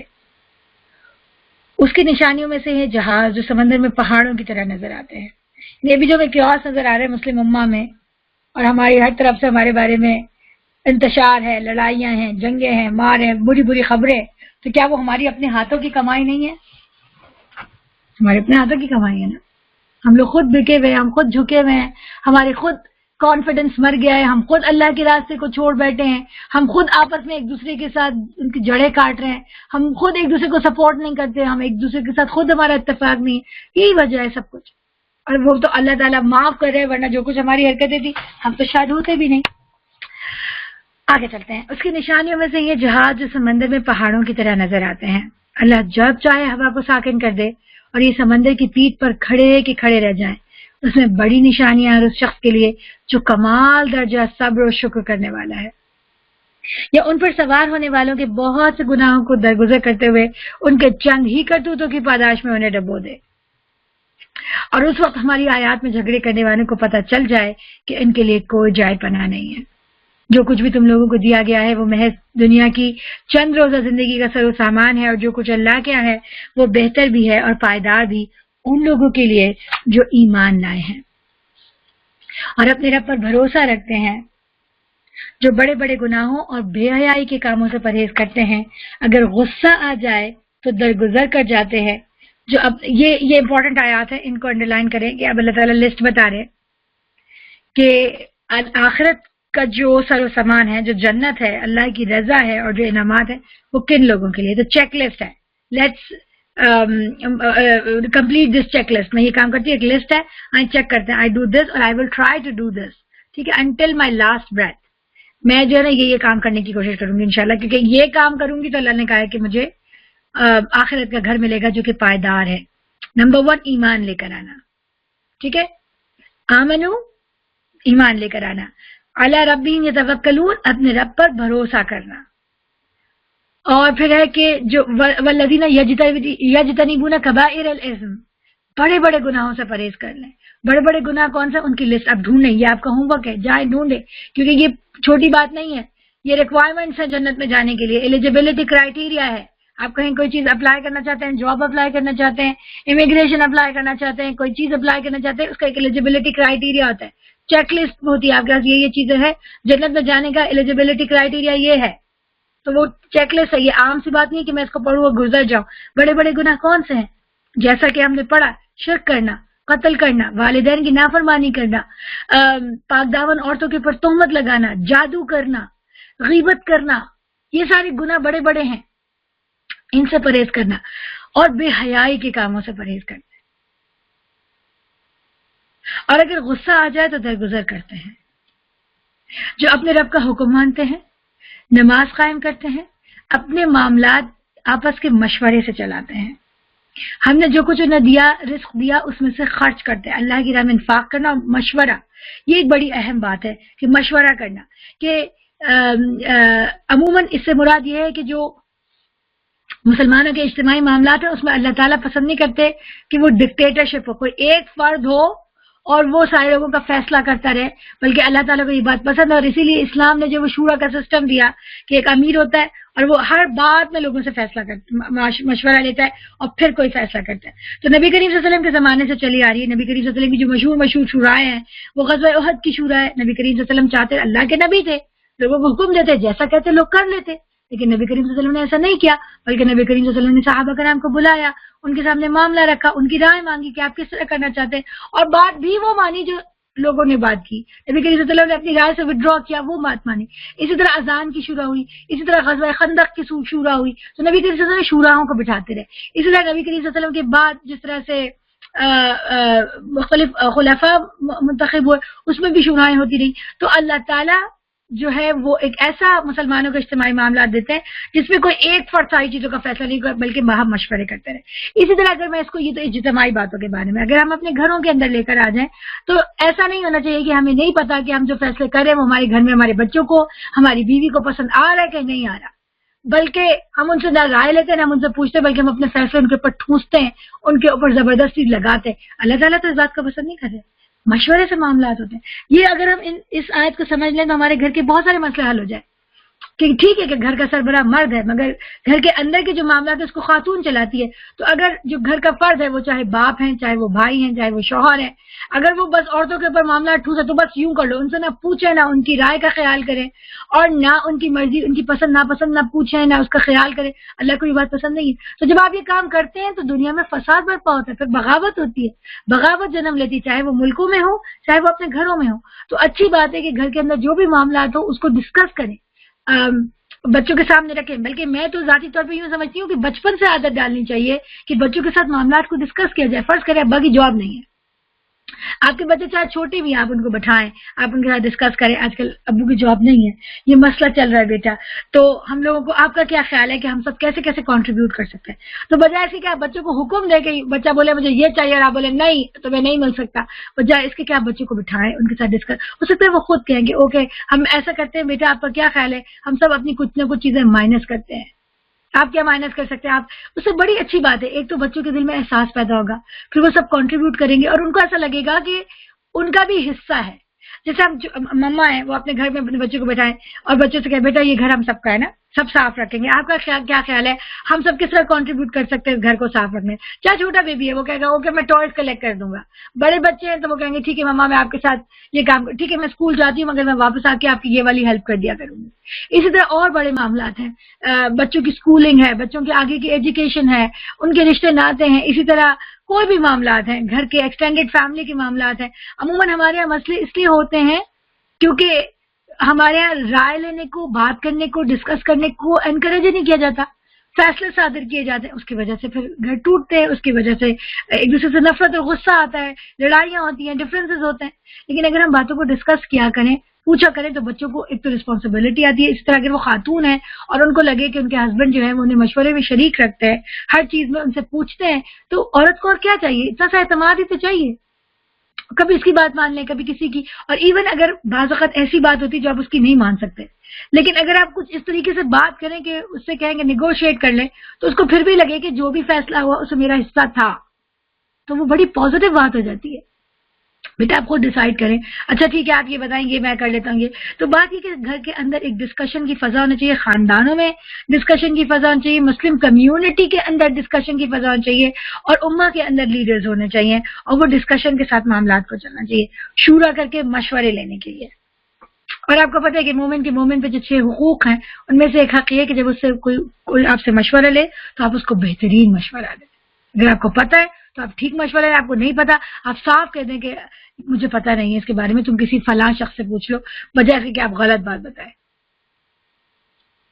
اور جب ان پر زیادتی کی جاتی ہے تو اس کا مقابلہ کرتے ہیں. اللہ تعالیٰ نے نہیں کہا کہ آپ کے اوپر کوئی زیادتی کرے تو آپ اس کو جو ہے وہ برداشت، ایسا والا برداشت کریں. آپ کا کیا کہتے ہیں حق ہے کہ آپ کو جتنی زیادتی اتنی آپ جواب میں کریں، لیکن بس اس میں اتنا خیال رکھیں کہ کہیں آپ سے زیادتی نہیں ہو جائے، کیونکہ پھر آپ بھی اس ظالم کے برابر میں کھڑے ہو جائیں گے۔ اور خاص رہے کہ یہ اس کانٹیکس میں آیت نازل ہو رہی ہے جس کانٹیکس کے اندر جو ہے وہ مشرکین مکہ صحابہ کرام کے اوپر ظلم کر رہے ہیں، تو ان کے خلاف ابھی بھی ہتھیار نہیں اٹھائے ہوئے انہوں نے، لیکن اگر ان کو زیادتی ہو تو وہ ان کا مقابلہ کریں گے۔ یہ نہیں کہ وہ اپنے آپ کو بس نیچے رکھتے چلے جائیں گے، کسی بات کا جواب نہیں دیں گے، وہ دے سکتے ہیں۔ برائی کا بدلہ ویسی ہی برائی ہے، مگر پھر جو کوئی معاف کر دے اور اصلاح کرے اس کا اجر اللہ کے ذمہ ہے۔ اللہ ظالموں کو پسند نہیں کرتا، تو آپ معاف بھی کر سکتے ہیں اور اصلاح کر دے۔ اور جو لوگ ظلم ہونے کے بعد بدلہ لیں ان کو ملامت نہیں کی جا سکتی۔ ملامت کے مستحق تو وہ ہیں جو دوسروں پہ ظلم کرتے ہیں اور زمین میں ناحق زیادتیاں کرتے ہیں، ایسے لوگوں کے لیے دردناک عذاب ہے۔ البتہ جو شخص صبر سے کام لے اور درگزر کرے تو یہ بڑے اول العزمی کے کاموں میں سے ایک ہے۔ بڑے جو اسٹرانگ لوگ ہوتے ہیں، جو بہادر لوگ ہوتے ہیں، جو عظیم لوگ ہوتے ہیں، یہ ان کے لیے کرنے کا کام ہے، یعنی صبر کرنا اور معاف کر دینا۔ اور جو معاف کرے گا اس کو اللہ تعالیٰ قیامت کے روز معاف کریں گے۔ اس میں ایک حدیث بڑی مشہور ہے اور اس حدیث کا مفہوم یہ ہے کہ قیامت کے روز آپ کو پتہ ہے نا کہ جیسے جس سے کسی کے اوپر کوئی زیادتی کی ہوگی تو قیامت کے روز اللہ تعالیٰ وہ اللہ تعالیٰ سے اپنا حق مانگے گا اور اللہ تعالیٰ اس کی نیکیاں لے کے یا تو اس کو دے دے گا یا اس کے گناہ اس کے ڈال دے گا۔ تو اس پس منظر میں یہ حدیث جس کا مفہوم ہے کہ دو لوگ آئیں گے اللہ تعالیٰ کے پاس اور ایک شخص کا دوسرے شخص کے اوپر حق ہوگا۔ اب ہو سکتا ہے کہ وہ دونوں شخص ہی ہوں اچھے، لیکن بہرحال ایک شخص کے اوپر دوسرے شخص کا حق ہے، اس نے اس کے ساتھ کوئی زیادتی کری ہے، تو وہ چاہے گا کہ وہ اسے معاف کر دے، وہ کہے گا کہ نہیں مجھے تو بدلہ چاہیے کیونکہ آج تو بدلے کا دن ہے۔ تو اللہ تعالیٰ کیا کریں گے کہ ایک بہت ہی خوبصورت حسین اور جمیل سا محل دکھائیں گے۔ تو انہیں پوچھیں گے یہ محل کس کا ہے، یہ کس کو ملے گا اتنا زبردست حسین محل؟ تو بتایا جائے گا کہ یہ محل ان لوگوں کے لیے جو معاف کر دیا کرتے ہیں۔ تو وہ شخص جس کے اوپر حق تھا، جو کہ اپنا مطالبہ کرنے آیا تھا، وہ فوراً کہے گا میں نے اس کو معاف کیا اور مجھے یہ تاکہ اس کو وہ محل مل جائے۔ تو پھر وہ اس کو معاف کر دے گا، اس کو وہ محل مل جائے گا۔ تو اس طرح ہوگا کہ دونوں کو جنت ملے گی۔ اب مجھے اس حدیث سے، آپ نے بھی یہ حدیث سنی ہوگی، بڑی مشہور حدیث ہے، ہو سکتا ہے کہ ڈفرنٹ الفاظ کے ساتھ سنی ہو، مفہوم تھا جو میں نے آپ کے سامنے بیان کیا۔ مجھے اس سے اندازہ ہوتا ہے یہ وہ لوگ ہوں گے جو دونوں ہی اچھے ہوں گے، دونوں ہی ایسے ہوں گے کہ جو اللہ کی راہ میں جو اچھے ہوں گے، جو جنت میں جانے کے مستحق ہیں، لیکن پھر بھی اس بندے کے ساتھ زیادتی ہو گئی، اس سے زیادتی ہو گئی، تو اللہ تعالیٰ چاہیں گے کہ وہ بھی جنت میں چلا جائے تو اس کو بھی معاف کر دے، تو اس کو معافی مل جائے تو وہ بھی جنت میں چلا جائے، تو اس کے بدلے میں اس کو انعام دکھایا جائے گا۔ تو یہ مجھے اس طرح سے ریلیونٹ اس طرح لگی کہ کبھی کبھار ہماری اچھی خاصی بہنوں میں اچھی خاصے لوگ دونوں ہی اچھے ہوتے ہیں، ان کے ساتھ کوئی غلطی ہو جاتی ہے، آپس میں کوئی کھٹ پٹ ہو جاتی ہے، لڑائی ہو جاتی ہے، دونوں ہی اچھے بیک گراؤنڈ کے ہوتے ہیں۔ ضروری نہیں ہوتا ہر دفعہ لڑائی میں کہ کسی ایک کی غلطی ہی ہو، کبھی کبھار دونوں کی غلطی ہوتی ہے، کبھی کبھار غلط فہمیاں ہوتی ہیں، اور کبھی کبھار یار واقعی میں زیادتی رہتی ہے۔ ضروری نہیں کہ جس سے غلطی وہ برا آدمی ہے، صحیح لوگوں سے بھی غلطی ہو جاتی ہے، مجھ سے بھی ہو سکتا ہے غلطی ہو جائے، اور ڈیفینیٹلی میں فرشتہ نہیں ہوں۔ تو کیا طریقہ اختیار کرنا چاہیے؟ کیا اس غلطی کو پکڑ کے تعلقات کو دیر تک خراب کرنا چاہیے؟ نہیں، دنیا میں معاف کر دیں، اس کو بھی معافی مل جائے گی، وہ بھی جنت میں چلا جائے گا، اور آپ جو معاف کریں گے تو اس کے بدلے میں آپ کو بھی اللہ تعالیٰ ایسی نعمت دے گا، ایسا انعام دے گا جو آپ کو نہیں پتا۔ تو معافی اور درگزر کو ہمیں اپنے خاص طور پہ انفرادی معاملات میں بہت زیادہ اس کو اپنانا چاہیے تاکہ اللہ تعالیٰ ہمیں معاف کریں، ورنہ اللہ تعالیٰ نے منع نہیں کیا کہ جو آپ سے زیادتی کرے آپ اس کے بدلے میں اپنے بدلہ لینا۔ جس کو اللہ ہی گمراہی میں پھینک دے اس کو کوئی سنبھالنے والا اللہ کے سوا بعد نہیں ہے۔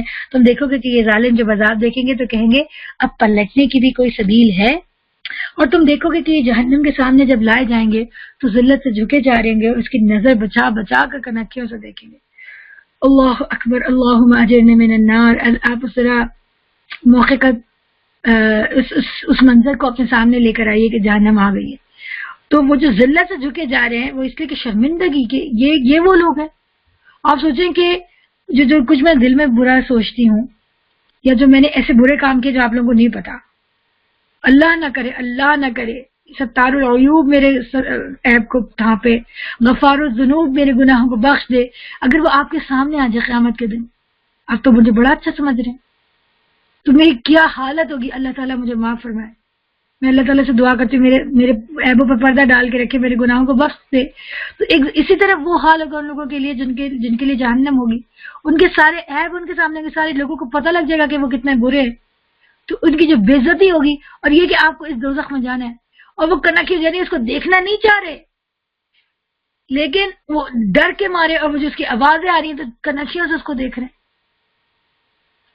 اس وقت وہ لوگ جو ایمان لائے تھے کہیں گے واقعی اصل زیاں وہی لوگ ہیں جنہوں نے آج قیامت کے دن اپنے آپ کو اور اپنے متعلقین کو خسارے میں ڈال دیا. ہمیں سے کوئی اپنی فیملی کو ضائع نہیں کرنا چاہتا. ہم تو یہاں پہ محنت کری سے رہے, باپ بیچارہ رات دن صبح شام, ماں بیچاری اپنی جوانی سب چیزیں اس لیے چھوڑی کہ بچے ہم نہیں بن سکے, ہمارے بچے بن جائیں. ہمارا گھر نہیں ہوا, ہمارے بچوں کا اپنا گھر ہو جائے. ہمیں اچھی جاب نہیں ملی, ہمارے بچوں کو اچھی جاب مل جائے. ہمارا اسٹیٹس بہت اچھا نہیں تھا, ہمارے بچوں کو ہو جائے. ساری محنت اسی لیے کر رہے ہیں. لیکن اصل میں وہ بتا رہے ہیں کہ ایمان آنے والے لوگ کہیں گے اصل خسارے میں وہ لوگ ہیں جنہوں نے قیامت کے دن اپنے متعلقین کو خسارے میں ڈال دیا. کوئی ایسے کام کی جس کی وجہ سے وہ خود اور ان کے فیملی والے جو ہے وہ دوزخ میں چلے گئے. اپنے بچوں کی تربیت نہیں کی, ان کو غلط کاموں سے نہیں بچایا, انہیں اچھے کاموں کی طرف شوق نہیں دلایا. اور آپ خود کریں گے اچھے کام تو آپ کے بچے بھی کریں گے. اس لیے ضروری یہ بات ہے کہ میں خود پارٹیسپیٹ کروں تو میرے بچہ مجھے خود لیڈ کرے گا. لیکن جب ماں نے خود ہی نہیں کیا, کبھی باپ خود ہی اچھے کاموں کے لیے اس کے پاس ٹائم نہیں تھا, تو وہ کیسے ایکسپیکٹ کرتا ہے کہ اس کے بچے بھی وہی کریں گے. تو اصل جو خسارہ وہ ہے جو کہ قیامت کا دن ہے, جو اپنے آپ کو ڈالنا اور اپنے بچوں کو ڈالنا, اپنی فیملی کو, اپنی فیملی کو ڈالنا. خبردار رہو ظالم لوگ مستقل عذاب میں ہوں گے. اللہم لا تجعلنا معهم. اور ان کے کوئی حامی و سرپرست نہ ہوں گے جو اللہ کے مقابلے میں ان کی مدد کو آئیں. جسے اللہ گمراہی میں پھینک دے اس کے بچاؤ کے لیے کوئی سبیل نہیں ہے. مان لو اپنے رب کی بات قبل اس کے کہ وہ دن آئے جس کے ٹلنے کی کوئی صورت اللہ کی طرف سے نہیں ہے. اس دن تمہارے لیے کوئی جائے پناہ نہیں ہوگی اور نہ کوئی تمہارے حال کو بدلنے والا ہوگا.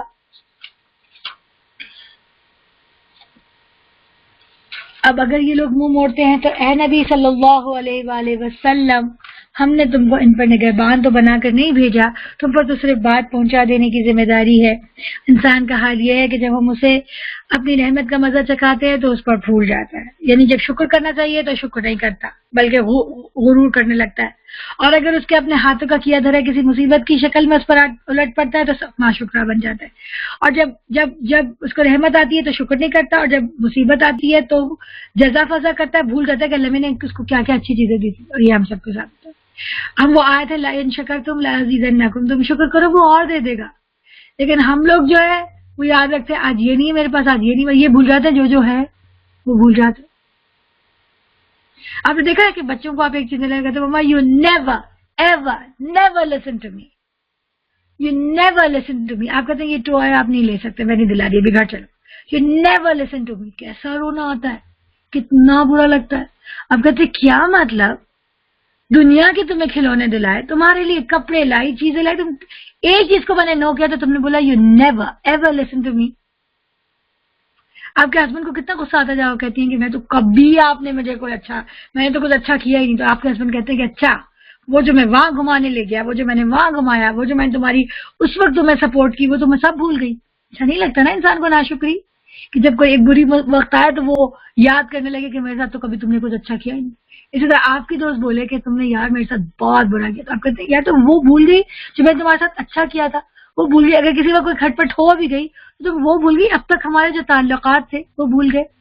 بالکل اسی طرح ہمارا اپنا ذاتی حال ہے کہ کبھی کوئی مشکل آتی تو ہم بھول جاتے ہیں کہ اللہ تعالیٰ نے ہمیں کیا اچھی اچھی چیزیں دی. اور جب اچھی چیزیں ملتی ہیں تو فخر کرتے ہیں, اس وقت شکر نہیں کرتے, وہ کہتے ہیں ہماری اپنی وجہ سے ہوا تھا. اور جب کوئی مصیبت آتی ہے تو صبر نہیں کرتے اور اللہ تعالیٰ کی ناشکری کرتے ہیں, گویا کہ کبھی اس نے ہمیں کچھ اچھی نعمت دی ہی نہیں.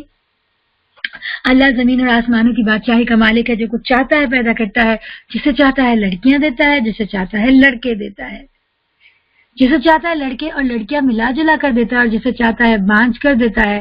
وہ سب کچھ سنتا ہے اور ہر چیز پر قادر ہے. میں ضرور اس پر بولنا چاہتی ہوں, قرآن ہماری ان باتوں کو بھی ایڈریس کرتا ہے. وہ صرف ہمیں نماز روزے کا حکم نہیں دیتا, وہ ہمارے ان سماجی اور معاشرتی معاملات پر بھی بولتا ہے. یہ لڑکے اور لڑکیاں دینا کس کے اختیار میں ہے, یہ اولاد دینا یا نہیں دینا کس کے اختیار میں ہے, ہمارے اختیار میں تو نہیں ہے. لیکن ہم ان باتوں کی وجہ سے لوگوں کے ساتھ کس طرح سے باتیں کرتے ہیں, ہم لوگوں کو کس طرح سے تکلیف دیتے ہیں. کوئی بیٹی نہیں, تمہاری کوئی اولاد نہیں ہے. آپ کو پتا ہے آپ کی یہ بات کہنے سے اس بندے کو کتنی تکلیف ہوتی ہے جو کہ خود اولاد کے لیے دعائیں کر رہا ہو. آپ کو پتا ہے ایسے لوگ جن کے پاس بیٹے نہیں ہو یا جن کے پاس اولاد نہیں ہو وہ کتنے سینسیٹیو ہوتے ہیں. آپ کو پتا ہے وہ کتنے سینسیٹیو ہوتے ہیں. ہو سکتا ہے آپ کا مطلب وہ نہیں ہو, وہ پھر بھی یہی سمجھیں گے. وہ اتنے سینسیٹیو ہوتے ہیں کہ وہ کہتے ہیں اچھا یہ ہمارے پاس اپنے بچوں کو نہیں آنے دے رہی. ہو سکتا ہے آپ کسی اور وجہ سے منع کرتے ہوں کہ بھائی ان کا کمرہ خراب ہو جائے گا یا وہ پریشان ہوں گی. میں یہ سوچوں کہ بھائی میں اس لیے نہیں آنے دیتی کہ ان کے گھر میں بچے نہیں ہیں, ان کا گھر اتنا اچھا سجا ہوا ہے, ان کے گھر بڑا سوفیسٹیکیٹڈ ہے. میرے بچے تو شور مچاتے ہیں. جو مائیں ہوتی ہیں ان کو ہمیشہ لگتا ہے جب بچوں والا گھر تو اتنا کلین اینڈ ٹائڈی, وہ کیٹلاگ کی طرح تو نہیں سجاتا, اور جن کے گھر میں بچے نہیں ہوتے ان کا گھر بہت اچھا سجا ہوتا ہے. تو ہو سکتا ہے آپ اس لیے کہتے ہو کہ بچے جائیں گے, تنگ کریں گے, ان کا گھر خراب کریں گے, اور آپ کو بڑی امبیرسمنٹ ہوگی. لیکن آپ کو نہیں پتا کہ ہو سکتا ہے وہ اس طرح سے لیتی ہوں کہ یہ تو اپنے بچوں کو میرے پاس آنے تک نہیں دیتی, کیونکہ میرے بچے نہیں ہیں نا. وہ لوگ اتنے اوور سینسیٹیو ہوتی ہیں, وہ بہنیں خاص طور پہ, وہ حضرات خاص طور پہ اتنے, خاص طور پہ عورت کا یہ ایک وہ چیز ہے. تو ہمیں ان لوگوں کے بارے میں بڑا سینسیٹیو کانشیس ہونا چاہیے. لیکن ہم کیا کرتے ہیں, کتنے بچے ہیں, اچھا بس 1, اچھا 6, اچھا 7, اتنے بچے, اچھا تمہارے تو صرف بیٹیاں, اللہ بیٹا بھی دے دے. اس طرح کی باتیں آپ کیوں کرتے ہیں؟ آپ کو نہیں پتا اس کو تکلیف ہوگی, یہ اس کے اختیار میں تو نہیں ہے. اسی طرح ہم نے اپنے گھروں میں کتنی خرابیاں کر کے رکھی ہوئی ہیں. ہم بعض اوقات زبان سے نہیں کہتے, ہمارے رویے اس تفریق کو ظاہر کرتے ہیں کہ کسی کے پاس بیٹا ہے, کسی کے پاس بیٹی ہے, تو جس کے پاس بیٹی ہے اس کے ساتھ ایک الگ معاملہ, جس کے ساتھ بیٹا ہے اس کا الگ معاملہ, جس کے پاس بیٹے ہیں وہ بہت اترار ہے, اس کی تو اتراہٹ کی کوئی انتہائی نہیں, جیسے اس کے بڑا کارنامہ انجام دے دیا, جیسے تو اس نے خود اپنے بیٹے پیدا کیے ہیں. کوئی فیکٹری ہے تو ہمیں بھی بتا دیں کہ ہم بھی جا کے اسی وہی کام کر لیں جو آپ نے کیا, تاکہ ہمیں بھی بیٹے مل جائے. لیکن آپ نے تو کوئی کارنامہ انجام نہیں دیا کہ آپ کے پاس بیٹے ہو جائے. آپ نے کوئی ایسا فارم فل نہیں کیا کہ آپ کے پاس بیٹے ہیں اور ہمارے پاس نہیں ہے. تو یہ وہ چیزیں جو اللہ تعالیٰ ہمیں بار بار سکھا رہا ہے کہ وہ ہے اللہ ہے جس کی مرضی, جس کو چاہے لڑکیاں دے, جس کو چاہے لڑکے دے, جس کو چاہے ملا جلا کے دے, جس کو چاہے اولاد نہیں دے, کسی اور کے ہاتھ پہ نہیں ہے, وہ سب کچھ جانتا ہے. تو میرے اور آپ کے لیے اس میں پلیز یہ ہے کہ پلیز اپنی زبانوں اور اپنے رویوں کو کنٹرول میں رکھیں. یہ ہماری بہت بڑا مسئلہ ہے. آپ کو پتا ہے نا کہ سیکس کی وجہ سے جو ہے وہ کتنے ابارشن ہوتے ہیں, کہ وہ پہلے سے سیکس پتہ کر لیتے ہیں اور پھر ابارشن ہو جاتے ہیں. کیوں کرتی ہیں آپ؟ کوئی ماں اپنے بچے کو کیوں ختم کرتی ہے؟ کیونکہ معاشرے نے اتنا تکلیف دہ بنا دیا ہے نا, اور اس میں ہم سب شامل ہیں,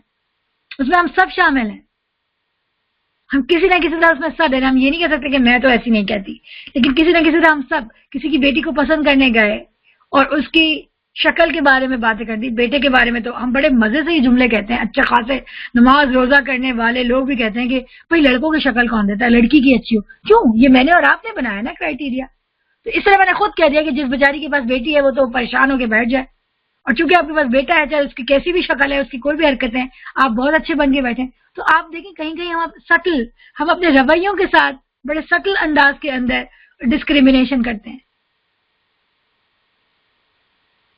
بیٹی والوں کے ساتھ بہت ڈفرینٹ رویہ رکھنا یا جملوں میں بات میں, یہ بہت ہی بری بات ہے. اور قرآن ان ساری باتوں کو بھی ایڈریس کرتا ہے. اور ایک اچھا مسلمان وہ ہوتا ہے جو ان چیزوں سے بھی بچا ہوا ہوتا ہے. ضروری نہیں کہ ہم صرف بڑے عبادت گزار ہو جائیں, لوگ ہمیں متقی کہیں, لیکن ہمارے عمل ایسے ہوں کہ جس میں ہم لوگوں کو سماجی طور پر جو ہمارے رشتے ناتے ہیں اس میں ہم لوگوں کو تکلیف پہنچاتے تھے. بہت بڑے گناہ کی بات ہے کسی انسان کو تکلیف پہنچانا, خاص طور پر اس بات پر جس کے اوپر اس کا کوئی بس نہیں ہے. اگر ہم یہ چیزیں ٹھیک کر لیں, اور آپ دیکھیں ہمارے یہ جو قرآن کی کلاس میں ہم اچھی باتیں پڑھتے ہیں اور اس کے بعد ہم اس قرآن کی کلاس سے اٹھ کے چلے جاتے ہیں, اس کے بعد ہمارے گھر ہوتے ہیں, ہمارے رشتے دار ہوتے ہیں, ہماری دوستیں ہوتی ہیں, اس میں تو وہی باتیں چلتی ہیں جو ہم اس قرآن کی کلاس میں نہیں پڑھتے. اس میں یہ والی باتیں چلتی ہیں جو میں ابھی کر رہی ہوں. اس میں ہم ایک دوسرے سے ناراض ہیں, ایک دوسرے سے لڑائی ہیں, ایک دوسرے سے بدگمان ہیں, تکلیف میں مبتلا, آنسو بہ رہے, ان باتوں کی وجہ سے بہ رہے. تو کیا قرآن ہماری ان باتوں کو ایڈریس نہیں کرتا؟ کہ اللہ تعالیٰ ہماری ان باتوں کو نہیں نوٹ کر رہے؟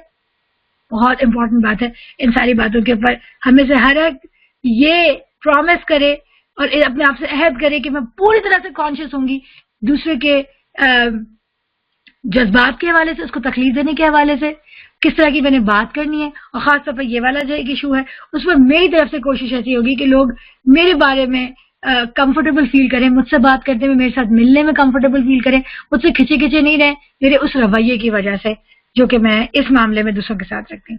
ہو سکتا ہے وہ آپ نہیں ہوں, میں یہ مطلب نہیں ہے, لیکن دیکھیں اجتماعی طور پہ ہم چیزوں کو کر رہے ہیں اور ہمیں ان باتوں کو ڈسکس کرنا چاہیے اور ان باتوں کو اسپریڈ کرنا چاہیے, پھیلانا بھی چاہیے. کسی بشر کا یہ مقام نہیں ہے کہ اللہ اسے روبرو بات کرے. اس کی بات یا تو وحی کے اشارے کے طور پر ہوتی ہے یا پردے کے پیچھے سے, یا پھر وہ کوئی پیغامبر فرشتہ بھیجتا ہے اور وہ اس کے حکم سے جو کچھ چاہتا ہے وہی کرتا ہے، وہ برتر اور حکیم ہے۔ اور اسی طرح اے نبی صلی اللہ علیہ وسلم، ہم نے اپنے حکم سے ایک روح تمہاری طرف وحی کی ہے، تمہیں کچھ نہیں پتا تھا کہ وہ کتاب کیا ہوتی ہے اور ایمان کیا ہوتا ہے، مگر اس روح کو ہم نے ایک روشنی بنا دیا جس سے ہم راہ دکھاتے ہیں اپنے بندوں میں سے جسے چاہتے ہیں، یقیناً تم سیدھے راستے کی طرف رہنمائی کر رہے ہو، اس خدا کے راستے کی طرف جو زمین اور آسمانوں کی ہر چیز کا مالک ہے۔ خبردار رہو، سارے معاملات اللہ ہی کی طرف رجوع کرتے ہیں۔ یہاں پہ سورہ شورى ختم ہوتی ہے اور سورہ زخرف سٹارٹ ہوتی ہے۔ دیکھیں یہ وہی صورتوں کا سیٹ ہے جو حامیم سے سٹارٹ ہو رہی ہیں۔ ایک حسن ترتیب ہے، ایک بیوٹیفل آرگنائزیشن ہے قرآن کے اندر، سبحان اللہ۔ اب ہے سورہ زخرف سٹارٹ ہوتی ہے، بسم اللہ الرحمن الرحیم، حامیم، قسم ہے اس واضح کتاب کی کہ ہم نے اسے عربی زبان کا قرآن بنایا تاکہ تم لوگ اسے سمجھو، کیونکہ جو پہلے مخاطبین تھے وہ عرب تھے، اب کسی اور زبان میں تو قرآن نہیں آ سکتا تھا، ظاہر قرآن اس زبان میں آیا جس زبان میں اس کی مخاطب اول قوم تھی، تو اللہ تعالیٰ نے اس لیے بنایا تاکہ وہ لوگ ان کو سمجھے۔ البتہ یہ بات انٹرسٹنگ ہے، یہاں سے ایک ذیلی مضمون نکلتا ہے کہ اللہ تعالیٰ نے اس عربی زبان کی کس طرح حفاظت فرمائی۔ ہر زبان کچھ سالوں کے بعد متروک ہو جاتی ہے، لیکن جو عربی زبان ہے اس کا معجزہ یہ ہے کہ عربی زبان اب تک ویسی کی ویسی ہے، اور اس میں اس کو سمجھنے میں کوئی مسئلہ نہیں ہے، اس کے الفاظ کے معنوں میں کوئی مسئلہ نہیں ہوا۔ آپ انگلش بھی پڑھیں، پچھلے دنوں میں ایک انگلش ناول لے کر آئی تھی تو میں اپنی بیٹی کے ساتھ مل کے پڑھی تھی، میں سے کہی تھی کہ you read it for me and with me. یہ ایک طریقہ ہے ماں بیٹی کی بانڈنگ کا، کہ کبھی کبھار میں آپ سے بولتی ہوں تو میرے لیے کتاب پڑھو، کبھی میں کتاب اس کے لیے ریڈ کرتی ہوں، تو بہرحال وہ انگلش ناول ریڈ کری تھی میرے لیے، تو مجھے کہتی مما اس کی انگلش بہت مشکل ہے، مجھے نہیں سمجھ آ رہی، مجھے اس کے جملے نہیں سمجھ آ رہے۔ حالانکہ یہ بچے انگلش پڑھتے ہیں، لیکن کیونکہ وہ ایک پرانی انگلش تھی، پرانے کلاسک ناول ہے، وہ اس کو نہیں سمجھ آ رہا۔ تو یہ ابھی کی بات ہے، زیادہ پرانا نہیں ہے، 100 سال گزرے، 50 سال 80 سال گزرے ہیں اور یہ حال ہو گیا۔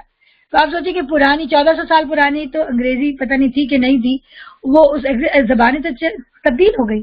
اسی طرح جس زمانے میں تورات نازل ہوئی وہ متروک ہو گئی تھی، انہوں نے پھر اس کو ری ڈسکور کیا، اس کو لے کر آئے۔ جس زمانے میں انجیل نازل ہوئی وہ تو ختم ہو گئی۔ لیکن قرآن کا معجزہ یہ ہے کہ جس زبان میں وہ نازل ہوا اللہ تعالیٰ نے اس کو محفوظ رکھا، اس کے معنی محفوظ رہے، اور 1400 سال پہلے جو لوگ اس کو جس طرح سے تلاوت کرتے تھے آج بھی ویسے تلاوت کرتے ہیں، اس کو جس طرح سے سمجھتے تھے وہ آج بھی اس کے مطلب ویسے کے ویسے ہی ہیں، سبحان اللہ۔ تو یہ بڑی ایک انٹرسٹنگ بات ہے کہ اس کے اندر کوئی تبدیلیاں نہیں آئیں، اللہ تعالیٰ نے اس قرآن عربی میں اس کو نازل کیا اور وہ اب تک ہمارے پاس ہے، اور اس قرآن کو سمجھنے والے، اس کو سیکھنے والے، عربی زبان کو سیکھنے والے دنیا کے اندر کتنے سارے لوگ ہیں، اور غیر عربی لوگوں نے بھی اس قرآن کو سمجھا۔ اور یہ بات میں نے کسی اسکالر سے سنی کہ خاص طور پہ قرآن کریم کا معجزہ یہ ہے، اور اس کہ خاص طور پہ جو ابھی پچھلی صدی میں جو ماڈرن موسٹ ماڈرن ہے، اس میں قرآن میں غور و فکر اور تفسیر کا جتنا زیادہ کام بر صغیر پاک و ہند میں ہوا ہے وہ اور جگہوں پہ نہیں ہوا۔ بیوٹیفل، دس از سبحان اللہ، دس از بیوٹیفل۔ یعنی وہ لوگ جن کو اجمی کہتے تھے، انہوں نے قرآن کی تفسیر، جتنی بھی سب سے زیادہ تفاسیر لکھی گئی ہیں ابھی حال کے زمانوں میں، وہ جتنا زیادہ بر صغیر پاک و ہند میں لکھی گئی اور کہیں نہیں۔ تو یہ قرآن کا کتنا اعجاز ہے کہ جو عربی زبان نہیں بولنے والے ہیں وہ اس کے اتنے بڑے بڑے عالم بنے۔ تو قرآن کے اعجاز ہے، اس کے اوپر اگر آپ چاہیں تو خاص طور پر ڈاکٹر حمید اللہ کا جو کتابچہ ہے، بکلٹ جو خطبات بہاولپور ہے، اس میں خاص طور پہ جو وہ والا حصہ ہے جس میں قرآن کا اعجاز اور قرآن کا معجزہ ہے، اس کو آپ پڑھیں، آپ اللہ اکبر کہہ اٹھیں گے، سبحان اللہ کہہ اٹھیں گے۔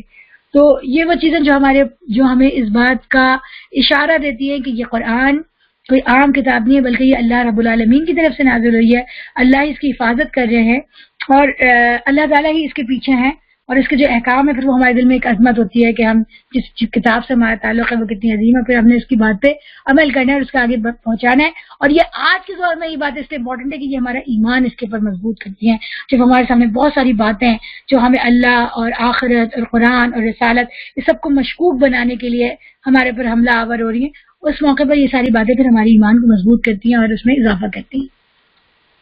اور در حقیقت یہ ام الکتاب میں سبت ہے، ہمارے ہاں بڑی بلند مرتبہ اور حکمت سے لبریز کتاب، اور ام الکتاب وہ جو اللہ کے پاس ہے، اور یہ قرآن، زبور، تورات، انجیل یہ سب اس کے حصے ہیں۔ اب کیا ہم تم سے بیزار ہو کر یہ درس نصیحت تمہارے ہاں بھیجنا چھوڑ دیں صرف اس لیے کہ تم حد سے گزرے ہوئے ہو؟ پہلے گزری ہوئی قوموں میں بھی 12 ہم نے نبی بھیجے ہیں، کبھی ایسا نہیں ہوا کہ کوئی نبی ان کے پاس آیا اور انہوں نے اس کا مذاق نہیں اڑایا. تو جو لوگ ان سے بدر جہاز زیادہ طاقتور تھے انہیں ہم نے ہلاک کر دیا. پچھلی قوموں کی مثالیں گزر چکی. اگر تم ان لوگوں سے پوچھو کہ زمین اور آسمانوں کو کس نے پیدا کیا تو یہ خود کہیں گے انہیں اسی زبردست علیم ہستی نے پیدا کیا. وہی نا جس نے تمہارے لیے زمین کو گہوارہ بنایا، اس میں تمہارے خاطر راستے بنائے تاکہ تم اپنی منزل مقصود کی راہ پا سکو. جس نے ایک خاص مقدار میں آسمان سے پانی اتارا اور اس کے ذریعے سے مردہ زمین کو جلا اٹھایا، اسی طرح ایک روز تم زمین سے برآمد کیے جاؤ گے. وہی جس نے یہ تمام جوڑے پیدا کیے اور جس نے تمہارے لیے کشتیوں اور جانوروں کو سواری بنایا تاکہ تم ان کی پشت پر چڑھو اور جب ان پر بیٹھو تو اپنے رب کا احسان یاد رکھو اور کہو کہ سبحان الذی سخر لنا ھذا وما كنا له مقرنین، کہ پاک ہے وہ جس نے ہمارے لیے ان چیزوں کو مسخر کر دیا ورنہ ہم انہیں اپنے قابو میں لانے کی طاقت نہیں رکھتے تھے. وَإِنَّا إِلَىٰ رَبِّنَا لَمُنْقَلِبُونَ، اور ایک روز ہمیں اپنے رب کی طرف پلٹنا ہے. تو اچھا، سواری کی دعا کون سی سورہ میں آئی ہے؟ سورہ زخرف میں نازل ہوئی ہے. یاد رہیں گے، یہ کوئز کا کوسچن ہے. سورہ زخرف میں آئی ہے. سب کچھ جانتے اور مانتے ہوئے بھی ان لوگوں نے اس بندوں میں سے بعض کو اس کا جز بنا ڈالا. حقیقت یہ ہے کہ انسان کھلا احسان فراموش ہے. کیا اللہ نے اپنی مخلوق میں سے اپنے لیے بیٹیاں انتخاب کی اور تمہیں بیٹوں سے نوازا؟ اب یہ کہا کرتے تھے کہ فرشتے جو ہے وہ اللہ کی بیٹیاں ہیں. تو اللہ تعالیٰ کہہ رہے خود اپنے پہلے باتوں پہ غور کرو، پھر تمہیں پتہ لگے گا کہ تم کس طرح کی احمقانہ باتیں کر رہے ہو. اور حال یہ ہے کہ جس اولاد کو یہ لوگ اس خدائے رحمان کی طرف منسوب کرتے ہیں، اس کی اولاد کی ولادت کا مجدہ کہتے ہیں خوشخبری کو. جب خوشخبری انہیں سنائی جاتی ہے، خود ان میں سے کسی کو دی جاتی ہے، تو اس کے منہ پر سیاہی چھا جاتی ہے اور وہ غم سے بھر جاتا ہے. اب یہ ہمارے معاشرے کا ذکر ہے اور یہ 1400 سال پہلے نہیں تھا بلکہ آج بھی ہے. اور اس کی وجہ سے کتنے دنیا کے اندر ظلم ہو رہے ہیں. کیا وہ جو کہ جب بیٹی کی پیدائش کا بتایا جاتا ہے تو ایک دم سے دل بیٹھ جاتا ہے، اس کی کیفیت ہے. کیا اللہ کے حصے میں وہ اولاد آئی جو زیوروں میں پالی جاتی ہے اور بحث و حجت میں اپنا مدعا پوری طرح واضح بھی نہیں کر سکتی؟ یہ بہت پیاری آیت ہے. آئی لو دس آیا، آئی لو دس آیا.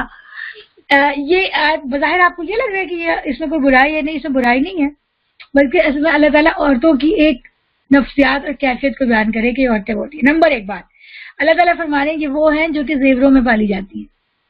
اس آیت کو تو میں وہاں سے لے کر آتی ہوں کہ بہت سارے لوگ جو تھوڑے ذرا مذہبی جاتے ہیں، ذرا اسٹرکٹ ہو جاتے ہیں، یا بعض لوگ کہتے ہیں بھائی صبر کرو، قناعت کرو، تو کیا زیور اور کیا وہ بہت زیادہ اسٹرکٹ ہو جاتے ہیں، منع کرتے ہیں کہ بھائی سجے بنے نہیں، تیار نہیں ہو. لیکن آپ کو دیکھیں اللہ تعالیٰ نے عورت کو بنایا ہی ایسا ہے کہ وہ چھوٹی ہوتی ہے، بیبی پیدا ہوتی ہے تو آپ انگوٹھی دیتے ہیں، بالی دیتے ہیں، لاکٹ دیتے ہیں، وہ تھوڑی سی بڑی ہوتی ہے.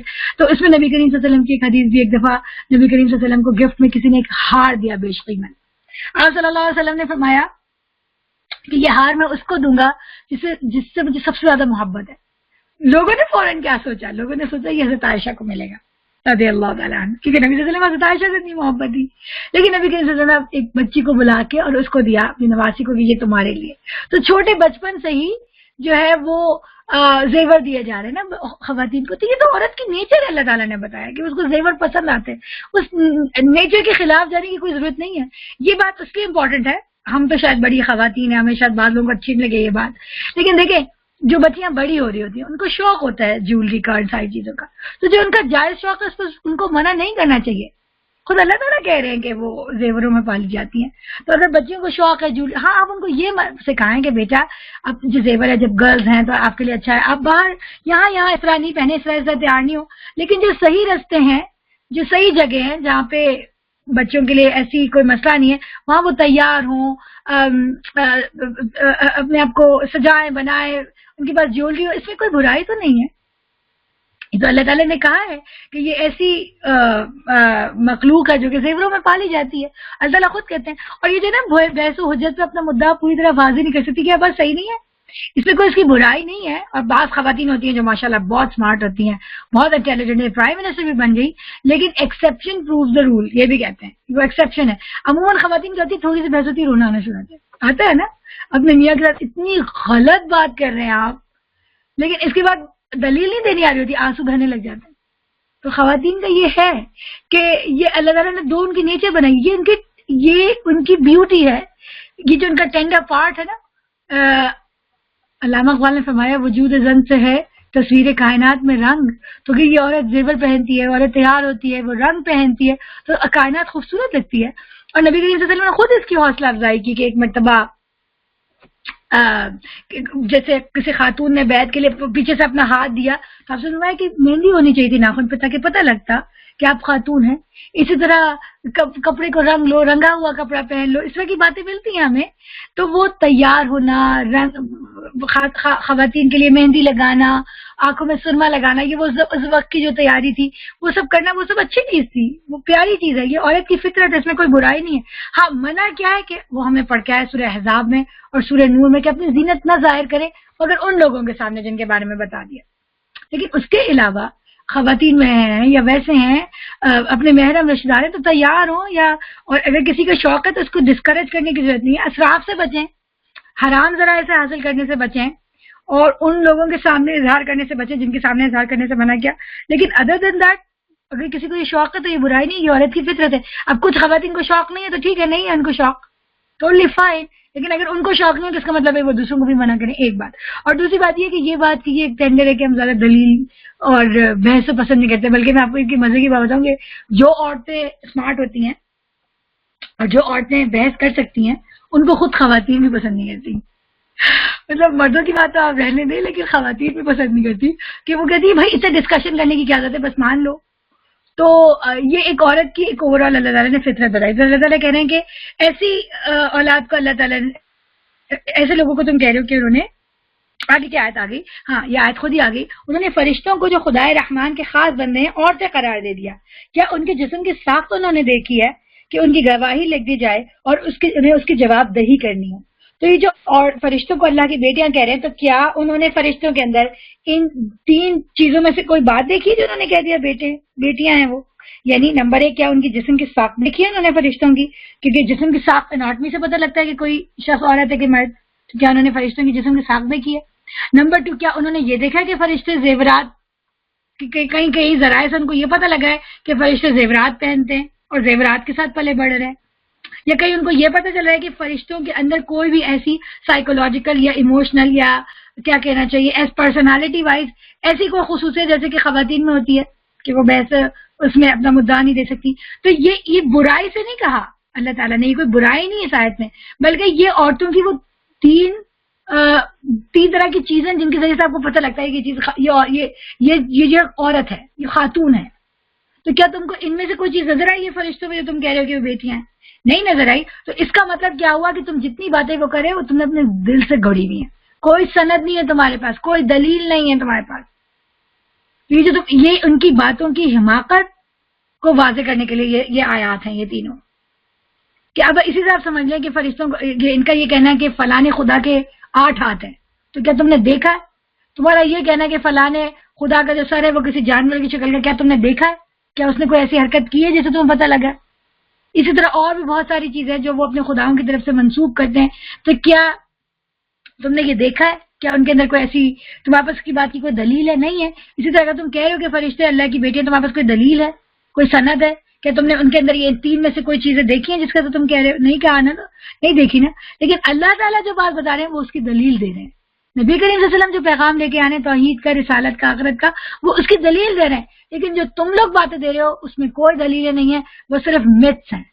مت کسے کہتے ہیں؟ داستان ترازی ہے، وہ جو آپ نے دیو مالا ہے، جو آپ نے خود اپنی دماغ کی امیجنیشن اور اپنی جو کریٹیوٹی کی صلاحیت اللہ تعالیٰ نے آپ کو دیا ہے، جس طرح آپ کہانیاں لکھتے ہیں، ناول لکھتے ہیں، شاعری کرتے ہیں، اس کو کام میں لا کے آپ نے مذہب کو ایک پورا بت پرستی کا، ایک مذہب کا کیا کہنا چاہیے، ایک ایمپائر کریٹ کر لیا ہے جس کی کوئی سند نہیں، جس کی کوئی دلیل نہیں ہے. یہ کہتے ہیں کہ اگر خدائے رحمان چاہتا کہ ہم ان کی عبادت نہ کریں تو ہم کبھی ان کو نہ پوجتے. یہ اس معاملے کی حقیقت کو قطعی نہیں جانتے، محض تیر تکے لڑاتے ہیں. کیا ہم نے اس سے پہلے کوئی کتاب ان کو دی تھی جس کی سند اپنی اس ملائکہ پرستی کے لیے یہ اپنے پاس رکھتے ہو؟ یہ پوری آیات میں فرشتوں کی جو وہ والا شرک جیسے وہ فرشتوں کے آگے نذرانے چڑھا رہے ہیں، ان کی عبادت کر رہے ہیں. ہزار ان کو پتا ہے یہ فرشتے ہیں، اللہ نہیں کہہ رہے ان کو، وہ کہہ رہے ہیں کہ یہ اللہ ہی کے فرشتے ہیں، لیکن ہم ان کی عبادت اس لیے کرتے ہیں تاکہ اللہ کے حضور ہماری سفارش کر دیں. تو وہ جو ان کا ایمان ہے عقیدہ ہے اس کو یہ پورا چیلنج کیا ان آیات میں. تو پہلے اس بات کو چیلنج کیا کہ انہوں نے کہا فرشتے اللہ کی بیٹیاں ہیں، تو وہ چند آیات آئی تو انہوں نے کہا کہ کیا آپ کو ان میں کوئی ایسی بات نظر آئی. اور پھر اب یہ بات انہوں نے کہی کہ اب جو یہ کسی کتاب میں اللہ تعالیٰ نے کہا ہے کہ فرشتوں کی عبادت کرو تاکہ وہ تمہاری سفارش کر دیں اللہ تعالیٰ کے حضور، نہیں، بلکہ یہ کہتے ہیں ہم نے اپنے باپ دادا کو ایک طریقے پہ پایا اور ہم انہیں کے نقش قدم پر چل رہے ہیں. اسی طرح تم سے پہلے جس بستی میں بھی ہم نے کوئی نذیر بھیجا اس کے کھاتے پیتے لوگوں نے یہی کہا کہ ہم اپنے باپ دادا کو ان طریقوں پر پاتے ہیں اور ہم انہی کے نقش قدم کی پیروی کر رہے ہیں. ہر نبی نے ان سے پوچھا کیا تم اسی ڈگر پہ چلے جاؤ گے خواہ میں تمہیں اس راستے سے زیادہ صحیح راستہ بتاؤں جس پر تم نے اپنے باپ دادوں کو پایا؟ انہوں نے سارے رسولوں کو یہ جواب دیا جس دین کی طرف بلانے کے لیے تم بھیجے گئے ہو ہم اس کا انکار کرتے ہیں، ہم اس کے کافر ہیں. آخرکار ہم نے ان کی خبر لے ڈالی اور دیکھ لو کہ جھٹلانے والوں کا کیا انجام ہوا. یاد کرو وہ وقت جب ابراہیم علیہ السلام نے اپنی باپ اور اپنے قوم سے کہا تھا کہ تم جن کی بندگی کرتے ہو میرا ان سے کوئی تعلق نہیں، میرا تعلق صرف اس سے ہے جس نے مجھے پیدا کیا. اب یہ جو تقریر آئی تھی جو ابھی ہم نے سنی، اللہ تعالیٰ کا جو خطبہ جو تقریر ہم نے سنی جو بت پرستی کے حوالے سے تھی، اس کی اب ایگزامپل کے لیے دوبارہ ابراہیم علیہ السلام کی بات آ رہی ہے. تو اللہ تعالیٰ جب کوئی بات سمجھاتے ہیں تو اس کی مثال دیتے ہیں، اور وہ مثال کہیں وہ تمثیلیں ہوتی ہیں جو ہم نے پڑھی تماثیل قرآنی، اس کا بھی ایک پورا چیپٹر ہے، اور کہیں وہ انبیاء کرام علیہ السلام کے قصے سے ایک لیونگ ایگزامپل لے کر آتے ہیں. تو یہ بت پرستی کے مقابلے میں ابراہیم علیہ السلام کی مثال آ رہی ہے. تو ابراہیم علیہ السلام نے بھی اپنے بت پرست معاشرے سے کہا کہ میرا تعلق صرف اس سے ہے جس نے مجھے پیدا کیا، وہی میری رہنمائی کرے گا. اور ابراہیم علیہ السلام یہی کلمہ اپنے پیچھے اپنی اولاد کے لیے چھوڑ گئے تاکہ وہ اس کی طرف رجوع کرے. اس کے باوجود جب یہ لوگ دوسروں کی بندگی کرنے لگے میں نے ان کو مٹا نہیں دیا، بلکہ میں نے انہیں اور ان کے باپ دادا کو متاع حیات دیتا رہا. کون کہہ رہے؟ اللہ تعالیٰ کہہ رہے ہیں، تاکہ یہاں تک کہ ان کے پاس حق اور کھول کھول کر بیان کرنے والا رسول آ گیا. تو اللہ تعالیٰ بتا رہے ہیں اس کی رحمت تھی، وہ چاہتے تو اسی وقت ان کو سزا دے سکتے تھے، مگر پھر بھی اللہ تعالیٰ نے سزا نہیں دی. ان کو اگر زندہ رکھا، باقی رکھا تو یہ اس رب کی رحمت ہے، تم اس کا شکر ادا کرو اور آگے اپنے آپ کو ٹھیک کر لو. مگر جب وہ حق ان کے پاس آیا تو انہوں نے کہہ دیا یہ تو جادو ہے، ہم اس کو نہیں مانتے. کہتے ہیں یہ قرآن دونوں شہروں کے بڑے آدمیوں میں سے کسی پر کیوں نہیں نازل کیا گیا؟ کیا تیرے رب کی رحمت؟ یہ وہی بات ہے جو کہ آپ نے پڑھا تھا کہ جب انہوں نے کہا کہ ہمارا بادشاہ بنا دیجئے تو انہوں نے کہا اس کو کیوں بنا دیا، وہ تو خود بننا چاہ رہے تھے. کیا تیرے رب کی رحمت یہ لوگ تقسیم کرتے ہیں؟ دنیا کی زندگی میں ان کی گزر بسر کے ذرائع تو ہم نے ان کے درمیان تقسیم کیے ہیں، اور ان میں سے کچھ لوگوں کو دوسرے لوگوں پر ہم نے بدرجہ فوقیت دی ہے تاکہ یہ ایک دوسرے سے خدمت لیں. اور تیرے رب کی رحمت یعنی نبوت اس دولت سے زیادہ قیمتی ہے جو ان کے رئیس سمیٹ رہے. اگر یہ اندیشہ نہ ہوتا کہ سارے لوگ ایک ہی طریقے کے ہو جائیں گے تو ہم خدائے رحمان سے کفر کرنے والوں کے گھروں کی چھتیں اور ان کی سیڑھیاں جن سے وہ اپنے بالا خانوں پر چلتے ہیں اور ان کے دروازے اور ان کے تخت جن پر وہ تکیے لگا کر بیٹھتے ہیں سب چاندی اور سونے کے بنا دیتے. یعنی تم دولت کے کرائیٹیریا پہ پرکھ رہے کہ کون صحیح ہے کون غلط ہے، تم دولت کے کرائیٹیریا پہ پرکھ رہے کہ کون عزت دار ہے کون کم عزت دار ہے، تم دولت کے کرائیٹیریا پہ پرکھ رہے کہ کون سیدھے راستے پر اور کون غلط راستے پر ہے، تم دولت کے کرائیٹیریا پہ پرکھ رہے ہو کہ کس کو نبوت ملنی چاہیے تھی اور کس کو نہیں ملنی چاہیے تھی. اللہ کے نزدیک اس دولت کی کوئی حقیقت نہیں ہے، کوئی حقیقت نہیں ہے. وہ تو نافرمانوں کی ان چھوٹی چھوٹی استعمال کی چیزوں کو بھی چاندی اور سونے کا بنا دیتا. اس لیے نہیں بنایا کہ بہت سارے ایمان لانے والے بھی متزلزل ہو جائیں گے، اور ہوتا ہے. ہم نے ایمان لائے، ہم بھی متزلزل ہو جاتے ہیں. ہم کافروں کے گھر دیکھتے ہیں، کافروں کی چمکتی ہوئی اسکنز دیکھتے ہیں، ان کے چیزیں دیکھتے ہیں، ہمارا بھی دل جاتا ہے ہم ایسے لباس پہنے بڑے اسمارٹ لگیں. کیا میں اتنی خوبصورت نہیں ہوں؟ میں بھی اگر ایسے بال کھول کے ایسے اپنا چہرہ ایسا اپنا جسم دکھاؤں میں بھی حسین لگوں؟ ہمارے دل بھی ہونے لگ جاتے. ان کو غلط کام کرتے ہوئے غلط طریقے سے گھر بناتے پیسہ جمع کرتے دیکھتے میرا بھی ایمان متزلزل ہونے لگتا ہے کہ میں بھی کر لوں یہ والا سودی طریقے سے، یہ حرام طریقے سے، تو مجھے بھی مل جائے.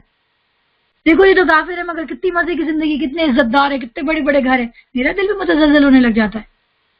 تو اللہ تعالیٰ کو اگر یہ اندیشہ نہیں ہوتا، اللہ تعالیٰ فرما رہا ہے اگر یہ اندیشہ نہیں ہوتا، اگر یہ نہ ہوتا، آپشن یہ نہ ہوتا کہ کہیں تم لوگوں کے بہت سارے لوگوں کے دل کے جو ابھی ایمان پہ قائم ہونا، شکر اللہ کا بڑا شکر ادا کرنا چاہیے کہ اس نے ہم کو ایمان پر قائم رکھا، ورنہ ہم لوگ بھی اس ٹریپ میں گر جاتے ہیں بڑے مزے سے دوسروں کی چیزوں کو دیکھتے. اگر یہ نہیں ہوتا تو اللہ تعالیٰ تو اتنا دولت ہے, تمہیں پتہ لگتا ہے کہ دولت تو کوئی چیز ہی نہیں ہے, وہ تو کسی کرائٹیریا پہ ملتی ہی نہیں ہے. وہ تو کوئی کرائٹیریا ہی نہیں ہے کہ کون صحیح ہے کون غلط. وہ تو کوئی کرائٹیریا ہی نہیں ہے کہ اللہ کے یہاں راضی اور خوش ہے کہ نہیں ہے. وہ تو کوئی کرائٹیریا ہی نہیں ہے کہ کون عزت والا ہے کون مرتبے والا ہے. سب چیزوں کو چور چاندی اور سونے کا بنا دیتے. یہ تو محض حیات دنیا کی متاع ہے, اور آخرت تیرے رب کے ہاں صرف اور صرف متقین کے لیے. دنیا میں سب کو مل رہا ہے, ضروری نہیں اللہ میں اسے ہیپی ہے. جس شخص رحمان کے ذکر سے تغافل برتتا ہے, ہم اس پر ایک شیطان مسلط کر دیتے ہیں, اس کا رفیع بن جاتا ہے. بڑی خطرناک آیت ہے, اور اس کو انڈر لائن رکھ لیں. جب ہم اللہ تعالیٰ کے ذکر کو چھوڑ دیتے ہیں نا, تو پھر ہر وقت شیطان رہتا ہے. پھر مسئلہ کیا ہوتا ہے کہ ہم کوئی بھی کام کرنا چاہتے ہیں نا, تو ہم اللہ کا ذکر تو کیا ہی نہیں ہم نے, تو اب اس کام کو کرنے میں کیا رویہ اختیار کریں. وہ شیطان ہماری بہکاتا, اور ہم اسے شیطان کی بات سن لیتے. چلو اللہ کو یاد رکھتے تو شیطان ان کے پاس نہیں ہوتا. پھر وہ ان کو نہیں پتا, ہر بات کا ہمیں ہر وقت علم نہیں ہوتا. ہر وقت ایک دو راہ آ جاتا ہے, یہ کام کروں گی یہ کام کروں. تو جو کوئی اللہ تعالیٰ کا ذکر کرتا رہتا ہے اور اللہ سے ہدایت طلب کرتا رہتا ہے, اللہ تعالیٰ سے خود فرقان نصیب کرتے ہیں. ہم پڑھ کے آ چکے, خود ہدایت دل کے اندر سے آواز آتی ہے یہ طریقہ اختیار کرو. لیکن جو شخص اللہ کو یاد ہی نہیں رکھتا, اللہ کا ذکر نہیں کرتا. اب یہ ذکر کا مراد زبان سے ذکر ہے, اذکار تسبیحات ہیں, اس سے مراد نماز کو پابندی سے پڑھنا ہے, اس سے مراد اللہ تعالیٰ کو اٹھے بیٹھے یاد رکھنا ہے, کھانا ملے تو شکر کرنا ہے, بیماری آئے تو شکر کرنا ہے, مصیبت آئے تو صبر کرنا ہے, یہ سب اللہ تعالیٰ کو یاد رکھنا ہے. تو جو یہ کرتا رہے گا اس کے ساتھ پھر وہ شیطان نہیں ہوگا جو اس کے ہر معاملے کو خراب کرے, اور آخرکار جب وہ مرنے کا وقت آئے تو اس کو پتا چلے میں تو سارے فیصلے شیطان کے بہکام میں آ کے کیے. یہ شیاطین ایسے لوگوں کو راہ راست پہ آنے سے روکتے ہیں, اور وہ اپنی جگہ یہ سمجھتے ہیں کہ ہم بالکل ٹھیک جا رہے ہیں. آخرکار جب یہ شخص ہمارے یہاں پہنچے گا, یعنی وہ شخص جس نے رحمان کے ذکر سے تغافل برتا, اور وہ پھر ہر شیطان اس کے ساتھ ہے, دنیا کا ہر فیصلہ اس نے شیطان کے کہے پہ کیا, ضمیر کی آواز پر اللہ تعالیٰ کی ہدایت پہ نہیں کیا. جب اس شخص کا آخری وقت آ جائے گا, وہ اللہ کے پاس جائے گا, تو یہ شیطان سے کہے گا کاش میرے اور تیرے درمیان مشرق و مغرب کا بواد ہوتا, تو بدترین ساتھی نکلا. یہ ایک عجیب بات ہے, ہم اس کو کیسے, میں اور آپ کیسے سمجھیں اس کو, ہمیں تو نہیں نظر آ رہا وہ شیطان. لیکن ہم اللہ کی بات نہیں سنتے, جانچنے کا طریقہ یہ ذکر نہیں کرتے نا جن دنوں قرآن نہیں پڑھے ہو, نماز نہیں ہو, اللہ سے تعلق نہیں ہو, شکر نہیں ہو رہا ہو, ذکر نہیں ہو رہا ہو, صبر نہیں ہو رہا ہو. اس زمانے میں کیا ہوتا ہے, آپ خواہشات نفس کا گندا ترین غلبہ ہوتا ہے ہمارے اوپر. پھر ہم ہر بات اپنی خواہشات نفس کی ماننے لگتے ہیں. اس سے اندازہ ہو جاتا ہے کہ اوہ اچھا اب میں جو ہے نا کچھ غلط کر رہا ہوں, جبھی تو اب ہر کام میں نے خواہش نفس کے مطابق, ہر کام میں نے وہ کر لیا جو اللہ تعالیٰ کو ناپسند تھا. اس سے اندازہ ہوا کوئی گڑبڑ ہو رہی ہے, فوراً پلٹ آئے, توبہ کر لیں, قرآن پڑھنا شروع کریں, کثرت سے استغفار تسبیحات کو اپنا وہ بنا لیں, نمازیں پڑھنا شروع کر دیں. تو انشاءاللہ پھر اللہ تعالیٰ آپ خود دیکھیں گے آپ کے اعمال بھی ٹھیک ہونے لگیں. ہونا ہی چاہیے کہ ہمارا جو ذکر ہے وہ ہمیں برے اعمال سے روکے. اگر نہیں روک رہا تو پھر سوچنے کی بات ہے کہ کہیں ایسا تو نہیں کہ ہمارا ذکر غفلت کا ذکر ہے, حضوری کا ذکر نہیں ہے. اس وقت ان لوگوں سے کہا جائے گا جب تم جو ظلم کر چکے تو آج یہ بات تمہارے لیے کچھ بھی نافع نہیں ہے کہ تم اور تمہارے شیاطین عذاب میں مشترک ہیں. اب کیا ہے نبی صلی اللہ علیہ وسلم, تم بہروں کو سناؤ گے؟ اب یہ شیطان نہ کوئی انسان بھی ہو سکتا ہے ویسے, کیونکہ شیطان انسانوں میں بھی سے بھی ہے تو جنوں میں, یا آپ کا برا دوست بھی ہو سکتا ہے. کیونکہ جس طرح سے یہ کلام چل رہا ہے اس کلام سے سمجھ میں آ رہا ہے کہ ہو سکتا ہے وہ کوئی برا دوست ہو. جب آپ اللہ کے ذکر کو چھوڑتے ہیں تو برے دوست آپ کے ساتھ, اور آپ ان کی ہر گندی گندی باتوں پہ وہ ہم سے عمل کرواتے جاتے ہیں, تو ان کو بھی قیامت کے روز عذاب ملے. اور یہ وہ شیطان بھی ہو سکتا ہے جو کہ شیطان اصل جو ابلیس کے چیلے ہیں وہ بھی ہو سکتے ہیں. اب کیا نبی صلی اللہ علیہ وسلم تو بہروں کو سنا ہوگا, یعنی اتنی ساری اچھی اچھی نصیحتیں کر دی, بات کو اتنا واضح کر دیا, پھر بھی نہیں سن رہے تھے. نبی صلی اللہ علیہ وسلم کیا تم بہروں کو سناؤ گے, یا اندھوں اور سری گمراہی میں پڑے ہوئے لوگوں کو راہ دکھاؤ گے؟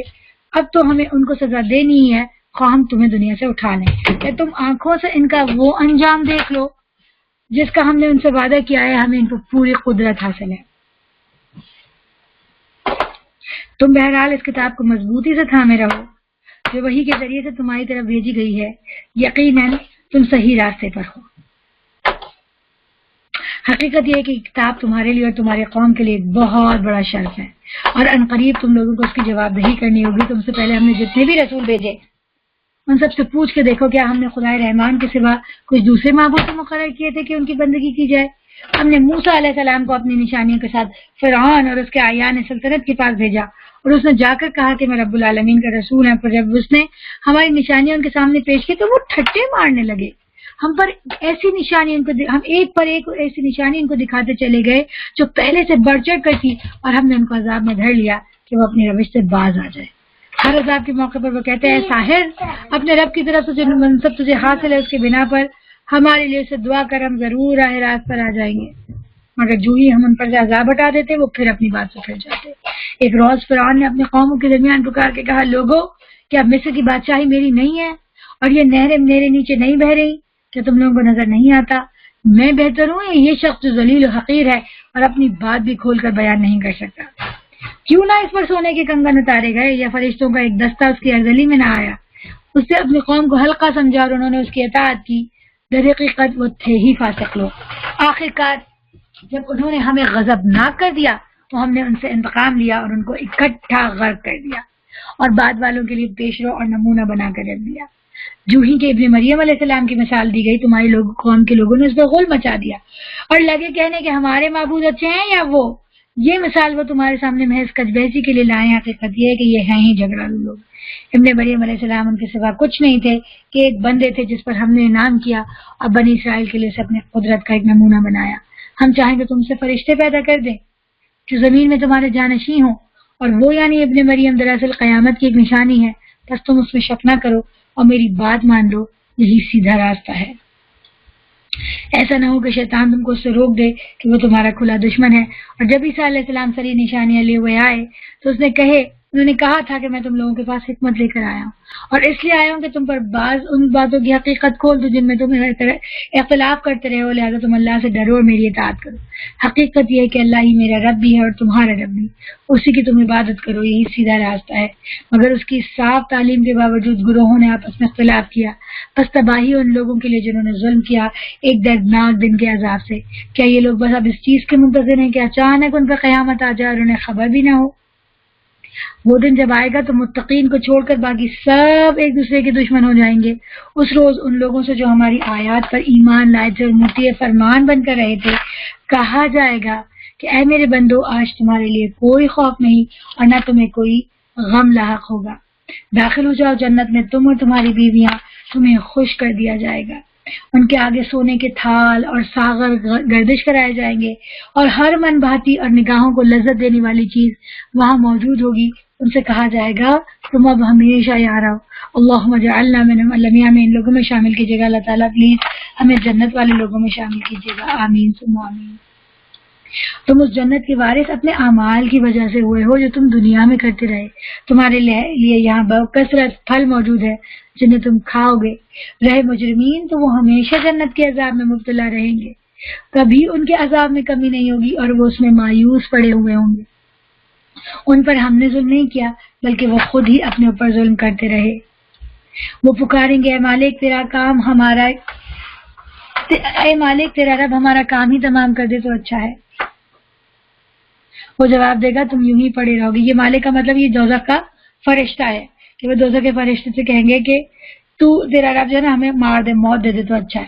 تو وہ جواب دے گا کہ تم یوں ہی پڑے رہو گے، ہم تمہارے پاس حق لے کر آئے تھے مگر تم میں سے اکثر کو حقی ناگوار تھا۔ کیا ان لوگوں نے کوئی اقدام کرنے کا فیصلہ کر لیا؟ اچھا تو پھر ہم بھی ایک فیصلہ کیے لیتے ہیں۔ کیا انہوں نے یہ سمجھ رکھا ہے کہ ہم ان کی راز کی باتیں اور ان کی سرگوشیاں نہیں سنتے؟ ہم سب کچھ سن رہے ہیں اور ہمارے فرشتے ان کے پاس ہی لکھ رہے ہیں۔ ان سے کہو اگر واقعی رحمان کی کوئی اولاد ہوتی تو سب سے پہلے عبادت کرنے والا میں ہوتا۔ پاک ہے آسمان اور زمین کا فرمانروا، عرش کا مالک ان ساری باتوں سے جو یہ لوگ کر رہے ہیں اور اس کی طرف منسوب کرتے ہیں۔ اچھا انہیں اپنے باطل خیالات میں غرق اور اپنے کھیل میں منہمک رہنے دو یہاں تک کہ وہ اپنا دن دیکھ لیں جس کا انہیں خوف دلایا جا رہا ہے۔ وہی ایک آسمان میں بھی خدا ہے اور زمین میں بھی خدا ہے اور وہی علیم و حکیم ہے، بہت بالا و برتر ہے۔ وہ جس کے قبضے میں آسمان اور زمین کی بادشاہ اور ہر چیز کی بادشاہی ہے جو زمین و آسمان میں درمیان پائی جاتی ہیں، اور وہی قیامت کی گھڑی کا علم رکھتا ہے اور اسی کی طرف تم سب پلٹائے جانے والے ہو۔ اس کو چھوڑ کر یہ لوگ جنہیں پکارتے ہیں وہ کسی شفاعت کا اختیار نہیں رکھتے الا یہ کہ کوئی علم کی بنا پر حق کی شہادت دے، اور اگر تم ان سے پوچھو کہ انہیں کس چیز نے پیدا کیا تو یہ خود کہیں گے اللہ نے، پھر کہاں سے دھوکہ کھا رہے ہیں۔ قسم رسول صلی اللہ علیہ وسلم کے اس قول کی کہ رب یہ وہ لوگ ہیں جو مان کر نہیں دیتے۔ اچھا ہے نبی صلی اللہ علیہ وسلم ان سے درگزر کرو اور کہہ دو کہ سلام ہے تمہیں، ان قریب تمہیں معلوم ہو جائے گا۔ اب سورہ دخان اسٹارٹ ہوتی ہے، بسم اللہ الرحمن الرحیم، حامیم، قسم ہے اس کتاب مبین کی کہ ہم نے اسے ایک بڑی خیر و برکت والی رات میں نازل کیا، کیونکہ ہم لوگوں کو متنبع کرنے کا ارادہ رکھتے تھے۔ یہاں پر اللہ تعالیٰ فرما رہے انا انزلناہ فی لیلۃ مبارکہ، سورہ قدر میں اللہ تعالیٰ فرماتے انا انزلناہ فی لیلۃ قدر، تو یہ لیلۃ القدر ہے جس کو ایک جگہ لیلۃ المبارکہ کہا اور ایک جگہ لیلۃ القدر کہا۔ یہ وہ رات تھی جس میں ہر معاملے کا حکیمانہ فیصلہ ہمارے حکم سے صادر کیا جاتا ہے۔ تو اصل میں جو جبر و قدر ہے، جو کہ باتوں کے فیصلے ہو رہے ہیں، قسمتوں کے فیصلے ہو رہے ہیں، وہ اس سے ہمیں پتہ لگتا ہے کہ وہ شب قدر میں ہو رہے ہیں۔ ہم ایک رسول بھیجنے والے تھے تیرے رب کی رحمت کے طور پر، یقیناً وہی سب کچھ سننے اور جاننے والا ہے۔ آسمانوں اور زمین کا رب اور ہر اس چیز کا رب جو آسمان اور زمین کے درمیان ہے، اگر تم لوگ واقعی یقین رکھنے والے ہو، کوئی معبود اس کے سوا نہیں ہے، وہی زندگی عطا کرتا ہے، وہی موت دیتا ہے، تمہارا رب اور تمہارے ان اسلاف کا رب جو پہلے گزر چکے، مگر فی الواقع ان لوگوں کو یقین نہیں ہے، بلکہ یہ اپنے شک میں پڑے کھیل رہے ہیں۔ یعنی زندگی میں مگن ہے، دنیا کی زندگی میں ایسے تو ہم لوگ کھیل ہی تو رہے، مزہ، عیش، پکنک، اس کے سوا کوئی چیز ہے ہی نہیں، پارٹی، یہ وہ، دعوت، بوریت ہو رہی ہے، آج یہ کر لیتا ہے، اس سے اور کیا ہے زندگی۔ جو لوگ آخرت پہ یقین نہیں رکھتے ان کی زندگی ایسی ہوتی ہے۔ اچھا انتظار کرو اس دن کا جب آسمان سری دھواں لیے ہوئے آئے گا اور وہ لوگوں پر چھا جائے گا، یہ ہے دردناک سزا۔ اب کہتے ہیں پروردگار ہم پر سے عذاب ٹال دے، ہم ایمان لاتے ہیں۔ ان کی غفلت کہاں دور ہوتی ہے، ان کا حال تو یہ ہے کہ ان کے پاس رسول اللہ صلی اللہ علیہ وسلم مبین آ گئے، پھر بھی اس کی طرف ملتفت نہ ہوئے اور کہا یہ تو سکھایا پڑھا ہوا مجنون ہے۔ پھر ہم ذرا عذاب، اوکے یہ کر کے میں آتی ہوں، آپ کو وقت لوں گی۔ Okay can you please go and close the door behind you, جزاک اللہ خیر، جسٹ کلوز اٹ۔ ہم ذرا عذاب ہٹائے دیتے ہیں، تم لوگ پھر وہی کرو گے جو پہلے کر رہے تھے۔ جس روز ہم بڑی ضرب لگائیں گے وہ دن ہوگا جب ہم تم سے انتقام لیں گے۔ ہم ان سے پہلے فرعون کے قوم کو اسی آزمائش میں ڈال چکے، ان کے پاس ایک نہایت شریف النفس رسول آیا، اس نے کہا اللہ کے بندوں کو میرے حوالے کرو، میں تمہارے لیے ایک امانت دار رسول ہوں۔ رسول صلی اللہ علیہ وسلم نہیں بلکہ موسیٰ علیہ السلام کے بارے میں۔ اللہ کے مقابلے میں سرکشی نہ کرو، میں تمہارے سامنے اپنی ماموریت کی صریح سند پیش کرتا ہوں۔ وہ جو نشانیاں تھیں ان کے پاس جو وہ لے کر آئے تھے، اژدہے والی، اور وہ جو ہاتھ ان کا چمکنے لگتا تھا، اور میں تم اپنے اور تمہارے رب کی پناہ لے چکا اس سے کہ تم مجھ پر حملہ آور ہو۔ اگر تم میری بات نہیں مانتے تو مجھ پر ہاتھ ڈالنے سے باز رہو۔ آخرکار اس نے اپنے رب کو پکارا کہ یہ لوگ مجرم ہیں، اور یہ کئی سالوں میں ہوا، یہ ایک لمحے، ایک مہینے میں، 2 سالوں کی 4 سالوں کی بات نہیں، یہ کئی سال لگے۔ وہ جو 7 ان کے پاس پیدر پہ آزمائشیں آئی ہیں وہ بھی وقت ہو گیا، سب کچھ ہو گیا، کئی برس گزر گیا۔ اس کے بعد تو پھر جواب آیا اچھا تو راتوں رات میرے بندوں کو لے کر چل پڑ، تم لوگوں کا پیچھا کیا جائے گا، سمندر کو اس کے حال پر کھلا چھوڑ دے، یہ سارا لشکر غرق ہونے والا ہے۔ کتنے ہی باغ اور چشمے اور کھیت اور شاندار محل تھے جو وہ چھوڑ گئے، کتنے ہی عیش کے سر و سامان جن میں وہ مزے کر رہے تھے ان کے پیچھے دھرے رہ گئے۔ یہ ہوا ان کا انجام، اور ہم نے دوسروں کو ان چیزوں کا وارث بنا دیا۔ پھر نہ آسمان ان پر رویا اور نہ زمین، ذرا سی مہلت بھی ان کو نہ دی گئی۔ اسی طرح بنی اسرائیل کو ہم نے سخت ذلت کے عذاب فرعون سے نجات دی، جو حد سے گزر جانے والوں میں فی الواقع بڑے اونچے درجے کا آدمی تھا، اور ان کی حالت جانتے ہوئے ان کو دوسری دنیا کی قوموں پر ترجیح دی اور انہیں ایسی نشانیاں دکھائیں جن میں صحیح آزمائش تھی۔ یہ لوگ کہتے ہیں ہماری پہلی موت کے سوا اور کچھ نہیں، اس کے بعد ہم دوبارہ اٹھائے جانے والے نہیں ہیں۔ کبھی ہم زبان قول سے کہتے ہیں اور کبھی ہم زبان حال سے کہتے ہیں۔ زبان قول یہ ہے تو بعض لوگ کہتے ہیں ایسا ہے، کافر ہے، اور زبان حال سے کس طرح جب ہم آخرت کی فکر نہیں کرتے تو گویا ہم یہ کہہ رہے ہیں کہ کوئی اٹھائے گا نہیں، کوئی پوچھا ہی نہیں جائے گا۔ اگر تم سچے سے اپنے بچوں سے کہتے ہیں کہ رات بھر ایسے جاگ رہے جیسے کل تمہیں اسکول جانا ہی نہیں ہے، ایسا لگ رہا ہے ایگزام تو ہونے ہی نہیں ہے، پڑھائی تو کوئی کرنی ہے، ایسا لگ رہا ہے کوئی ایگزام تو ہونے ہی نہیں ہے، تو اس کا مطلب ہے کہ وہ اپنی زبان حال سے کہہ رہے ہوتے ہیں کہ زبان نہیں ہونا، حالانکہ وہ زبان سے کہہ رہے ہوتے ہیں، زبان قول سے کہہ رہے ہوتے ہیں کہ ہاں ہونے ایگزام، لیکن ان کے زبان حال ان کی حرکتیں بتا رہی تھی جیسے کل ایگزام نہیں، کیونکہ وہ اس کی تیاری ہی نہیں کرے۔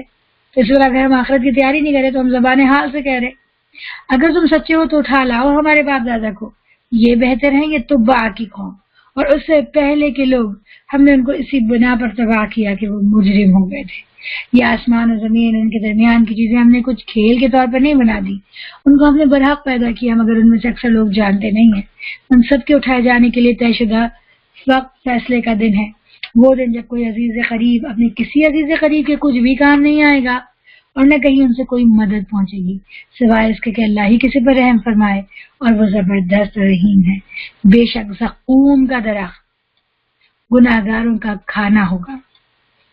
پیٹ میں وہ اس طرح جو اب یہ زقوم کے درخت کے بارے میں آتا ہے کہ اس کے جو پھل ہیں وہ سانپوں کے سر کی طرح ہوں گے. پیٹ میں وہ اس طرح جوش کھائے گا جیسے تیل کی تلچھٹ جیسا کھولتا ہوا پانی جوش کھاتا ہے.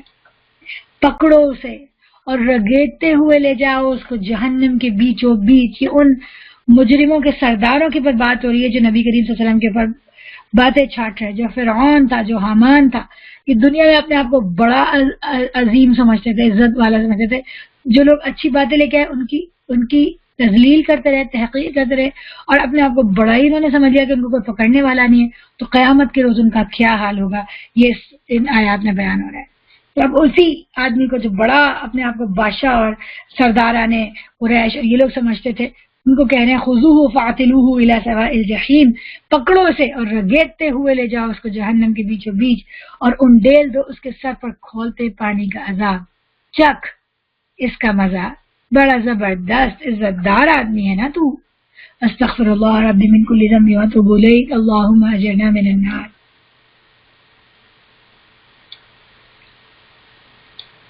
یہ وہی چیز ہے جس کے آنے میں تم لوگ شک رکھتے تھے. خدا ترس, اچھا یہ تو اتنا خطرناک ایک انجام دکھایا اور ہم نے دعا کی کہ اللہم اجرنا من النار, اللہ ہمیں ان لوگوں میں سے نہیں بنانا, نہ ان کو ہمارے لیڈر بنانا اور نہ ہمیں ان کی پیروی کرنے والا بنانا. اب دوسرا گروپ ہے, ان کو دیکھے اور کہیں کہ اللہ ہمیں ان سے بنائیے.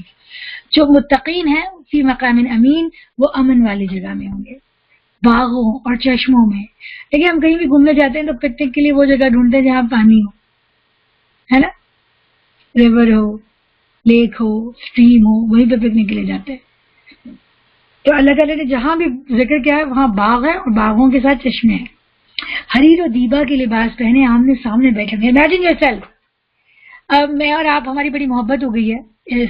ہماری ایک کمیونٹی ہے, اس کلاس کی کمیونٹی ہے. ہم لوگوں نے ایک دوسرے کو نہیں دیکھا, ہم نے سمینا جی کو نہیں دیکھا, ہم نے مصباح کو نہیں دیکھا جو یہ سب کچھ ارینج کرتی ہے, اللہ تعالیٰ اس کو اجر دے. ہم نے اپنی اس بہنوں کو نہیں دیکھا جو یوٹیوب پہ کہاں ہم سے سن رہے ہیں. آپ نے مجھے نہیں دیکھا, میں نے آپ کو نہیں دیکھا, لیکن میں دعا کرتی ہوں کہ اللہ تعالیٰ اس دعا کو میرے اور آپ کے حق میں پیدا کریے جو ہم نے چھوٹی سی کمیونٹی بنائی ہے قرآن سیکھنے سکھانے کی. ہم سب کو اللہ تعالیٰ اس کوشش قبول کرے, ہمیں جنت میں پہنچائے. تو میں اور آپ حسین حسین گاؤنس پہنے ہوئے حریر و دیبا کے اور تخت پہ بیٹھے ہوں گے اور ایک دوسرے سے باتیں کر رہے ہوں گے. اس کو امیجن کریں اور پھر اس کے لیے ہم کوشش کریں گے, انشاءاللہ اس کو شروع کریں گے. آپ سوچیں کہ آپ کو کیسا ڈریس چاہیے, آپ سوچیں کہ آپ کو کون سے کلر کا چاہیے ہوگا, سب حسین اپنے آپ کو. اچھا پھر ہم میں سے کچھ لوگ ہیں جو کہ ان کی ایج زیادہ ہو گئی ہے, اور ایج زیادہ جو گئی ہے اس سے مراد ہے کہ جو بھی بیچارہ 27-28 کا ہوتا ہے وہ اپنے آپ کو, کیونکہ میں سمجھتی تھی کہ میں 23 سے اگر زیادہ کی ہوئی تو پھر میں زندہ نہیں رہ سکوں گی, لیکن آج میں اچھی خاصی بڑی ہو گئی ہوں. تو بھائی اگر کوئی 28-29 کا تو وہ بھی اس کی بھی ایج ہو گئی. تو آپ سوچیں کہ اللہ تعالیٰ کے پاس اپنے آئیں گے سب ینگ, اسکنس بیوٹیفل, ناکیں لمبی, آنکھیں آہو چشم کی حوروں کی جیسی, یعنی بڑی بڑی آنکھیں, خوبصورت لمبے بال, اور پاس سے خوشبو آ رہی ہے. بیٹے نہ رات کو کھانا کیا بنانا ہے, آج کیا پکائیں, یہ بھی کوئی پرابلم نہیں ہے. کسی سے کوئی جیلسی نہیں ہے, کوئی چیز پرانی نہیں ہو رہی, گھر گندا نہیں ہو رہا. اللہ تعالیٰ میرے آپ کے سامنے جو ہے وہ ایک پکچر کھینچ رہا ہے اور پھر ہم سے کہہ رہا ہے کہ اب آپ وہ کام کریں نا پھر جو کہ آپ کو یہ ساری چیزیں ملیں. حریر و دیبا کے لباس پہنے آمنے سامنے بیٹھے ہوں گے, یہ ہوگی ان کی شان. اور ہم اگر یہ جو مرد ہیں ان کے لیے آتا ہے, ہم گوری گوری آہو چشم عورتیں ان سے بیاہ دیں گے, اور اگر یہ ہم ہیں تو ہم وہ خوب حسین آنکھوں والی عورتیں ہوں گے, خوبصورت. اللہ تعالیٰ مجھے اور آپ کو ایسی بنائے. وداؤٹ آئی لائنر کی آنکھیں حسین لگیں گی, اوپر سے آئی لائنر بھی لگائیں گے, مسکارا بھی لگائیں گے تو اور بھی حسین ہو جائیں گے. وہاں وہ اطمینان سے ہر طرح کی لذیذ چیز طلب کریں گے, وہاں موت کا مزہ وہ کبھی نہیں چکیں گے. بس دنیا میں جو موت آ چکی سو آ چکی, اللہ ان کو جہنم کے عذاب سے بچا لے گا. اور اصل چیز یہ ہے وَوَقَاهُمْ عَذَابَ الْجَحِيمِ فَضْلًا مِّن رَّبِّكَ. یہ آیت میں آپ دیکھیں چھوٹا سا لا لکھا ہوا ہے, یہاں پہ تھوڑا سا لا لکھا ہوا ہے, یہ دیکھیں یعنی آیت کنٹینیو ہے ابھی. بات کنٹینیو ہے، وَوَقَاهُمْ عَذَابَ الْجَحِيمِ، اللہ ان کو دوزخ کے عذاب سے بچا لے گا، فضلا من ربک، یہ ہے تیرے رب کا فضل۔ اگر میں اور اب دوزخ کے عذاب سے بچا لیے جائیں یہی بڑی بات ہے، اور باقی کی جو چیزیں مل رہی ہیں وہ تو بونس ہے۔ ذالک هو الفوز العظیم، اور یہی در حقیقت بڑی کامیابی ہے۔ اے نبی صلی اللہ علیہ وسلم، ہم نے اس کتاب کو تمہاری زبان میں سہل بنا دیا تاکہ یہ لوگ نصیحت حاصل کریں، اب تم بھی انتظار کرو، یہ بھی منتظر ہے۔ تو اللہ تعالیٰ جو میں نے اور آپ نے پڑھا دوزخ کے واقعات، اللہ تعالیٰ ہم دوزخ سے بچا، ہمیں ان لوگوں کا فالوور بننے سے بچا لے جو دوزخ میں بھیجے جانے والے، اور اللہ تعالیٰ ہم نے جنت کے واقعات پڑھے، اللہ تعالیٰ ہمیں جنت والوں میں سے بنا۔ اللہ تو نے متقیوں کا ذکر کیا، اللہ تو ہمیں متقی بنا اور ہمیں متقیوں کا فالوور بنا، آمین ثم آمین۔ اب اس کے بعد شروع ہوتی ہے سورہ جاسیہ، ہم تھوڑا سا پڑھ لیتے ہیں، اس کے بعد جو ہے کمپلیٹ کریں گے۔ بسم اللہ الرحمن الرحیم، حامیم۔ اس کتاب کو نزول اللہ کی طرف سے ہے جو زبردست اور حکیم ہے۔ حقیقت یہ ہے کہ آسمانوں اور زمین میں بے شمار نشانیاں ہیں ایمان لانے والوں کے لیے، اور تمہاری اپنی پیدائش میں اور ان حیوانات میں جن کو اللہ زمین میں پھیلا رہا ہے بڑی نشانیاں ہیں ان لوگوں کے لیے جو یقین لانے والے ہیں۔ اور شب و روز کے فرق و اختلاف میں اور اس رزق میں جسے اللہ آسمان سے نازل فرماتا ہے، پھر اس کے ذریعے سے مردہ زمین کو جلا اٹھاتا ہے، اور ہواؤں کی گردش میں بہت سی نشانیاں ان لوگوں کے لیے جو عقل سے کام لیتے ہیں۔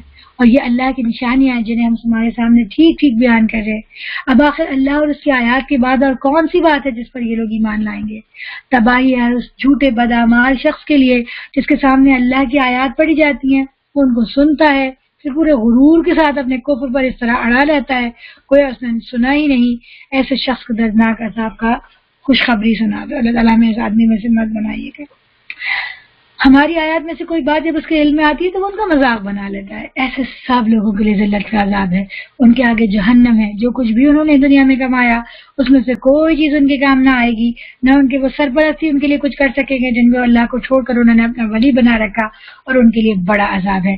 یہ قرآن سراسر ہدایت ہے ان لوگوں کے لیے جنہوں نے اپنے رب کی آیات کو ماننے سے انکار کیا۔ وہ اللہ ہی تو ہے جس نے تمہارے لیے سمندر کو مسخر کیا تاکہ اس کے حکم سے کشتیاں اس میں چلیں اور تم اس کا فضل تلاش کرو اور شکر گزار ہو۔ اس نے زمین اور آسمان کی ساری چیزیں تمہارے لیے مسخر کر دی، سب کچھ اپنے پاس سے۔ اس میں بڑی نشانیاں ہیں ان لوگوں کے لیے جو غور و فکر کرنے والے ہیں۔ اے نبی صلی اللہ علیہ وسلم، ایمان لانے والوں سے کہہ دو کہ جو لوگ اللہ کی طرف سے برے دن آنے کا کوئی اندیشہ نہیں رکھتے ان کی حرکتوں پر درگزر سے کام لیں تاکہ اللہ خود ایک گروہ کو اس کی کمائی کا بدلہ دے۔ تو اللہ ایمان لانے والوں کو کہہ رہے ہیں کہ جو برے برے لوگ آپ کی باتیں بنانے جا رہے ہیں ان کو آخرت تو کوئی ڈر نہیں ہے، وہ تو ایسا کام کریں گے ہی، تو آپ برداشت کیجئے، ان کو معاف کیجئے۔ یغفر للذین، معاف کر دیں ان لوگ کو، ان کی اپنی حرکتیں ان کے لیے کافی ہیں، اس لیے ہمیں اور آپ کو ضرورت نہیں ہے۔ جو کوئی نیک عمل کرے گا اپنے ہی لیے کرے گا، اور جو برائی کرے گا اپنے ہی آپ اس کا خمیازہ بھگتے گا، پھر جانا تو سب کو اپنے ربی کی طرف ہے۔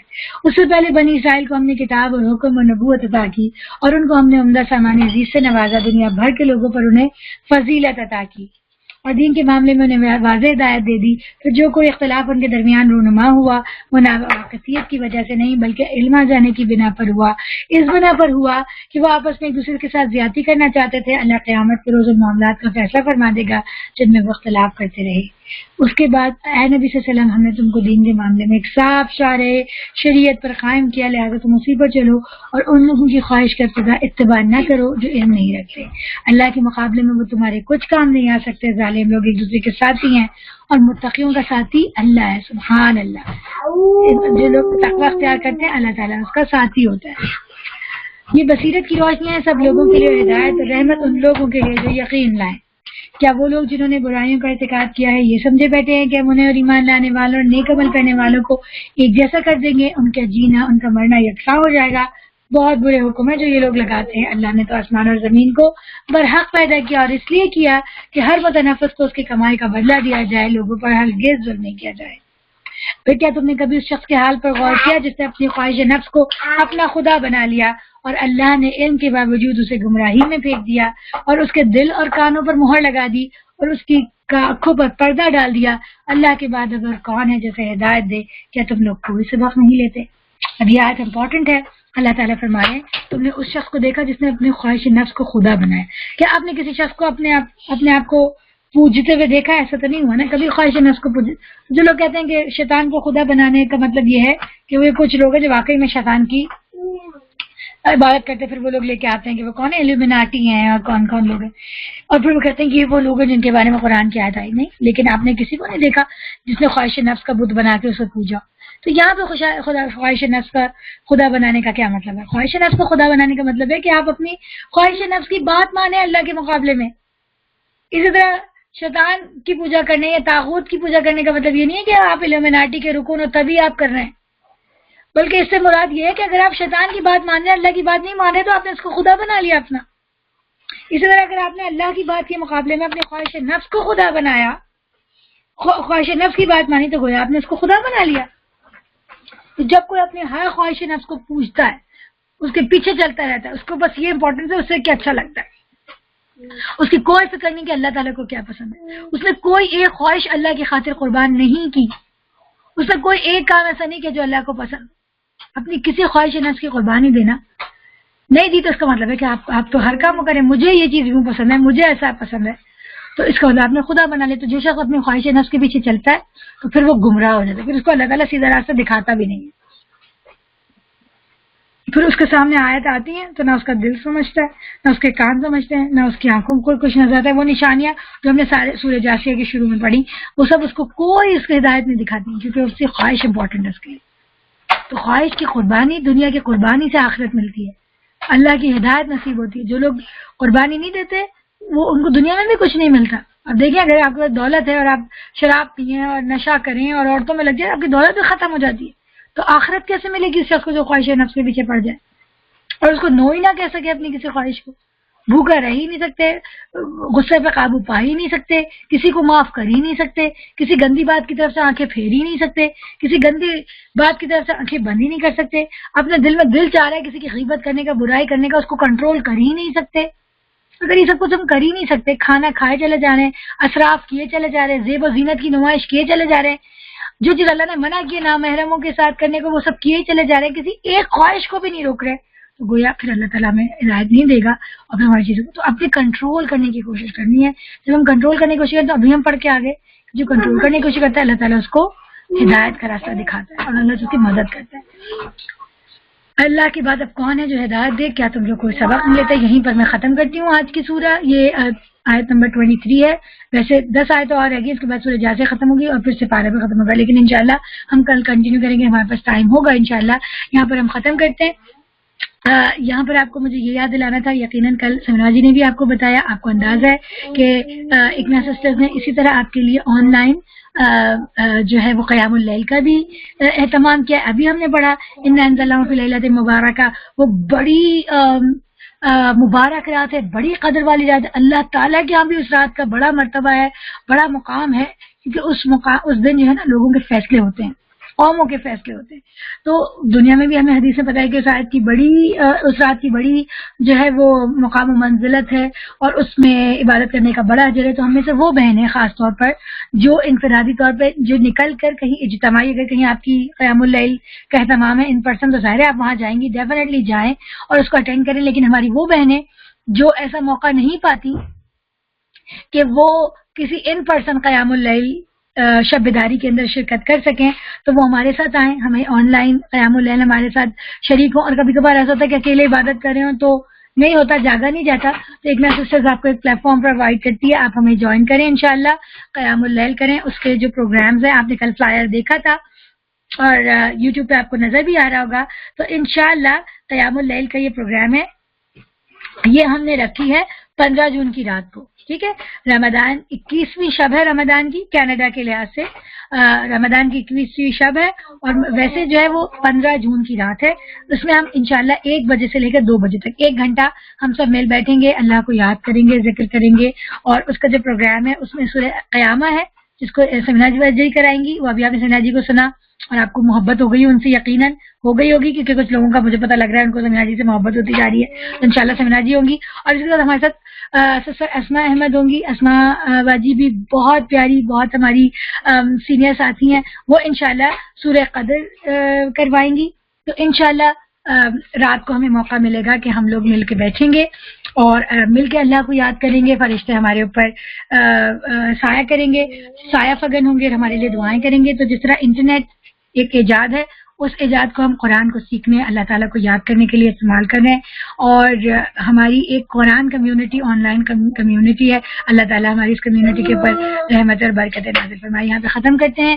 یا اللہ کریم جو کچھ ہم نے پڑھا، جو کچھ ہم نے سنا، اس کو ہمارے توشے میں لکھ دے، اس کو ہمیں جنت میں جانے کا ذریعہ بنا دے، دوزخ سے بچنے کا ذریعہ بنا دے. آمین ثم آمین. یا اللہ تعالیٰ ہمیں بھی ہدایت کا راستہ دکھا. ہر کام میں ہم وہ طریقہ اختیار کریں اللہ جو تجھے پسند ہے، جو ہمیں تیری رضا اور تیری جنت دلوا دے. آمین ثم آمین. یا اللہ تعالیٰ ہمیں ہر اس کام سے بچا لے جس سے آپ ہم سے خفا ہو جائیں، جو آپ کو نہیں پسند اور جو ہمیں دوزخ کے راستے پر لے کے جانے والا ہو.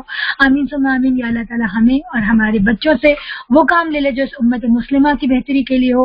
ہمیں اور ہمارے بچوں سے اس امت مسلمہ کا لیڈر بنا، ان کو صحیح راستے پہ لانے کے لیے، ان کے اندر اتفاق، ان کی ہدایت اور ان کی بہتری کے لیے کام کرنے والا. یا اللہ کریم تو کرے گا، ہمیں نہیں پتا، تو ہمارا ہاتھ پکڑ لے، تو ہمارے بچوں کا ہمارا حامی و ناصر ہو، جہاں پر اپنی رحمت اور برکتوں کا فیضان کر، اور ہمیں دنیا کی بھی تمام بلائیں عطا فرما اور ہمیں آخرت کی بھی تمام بلائیں عطا فرما.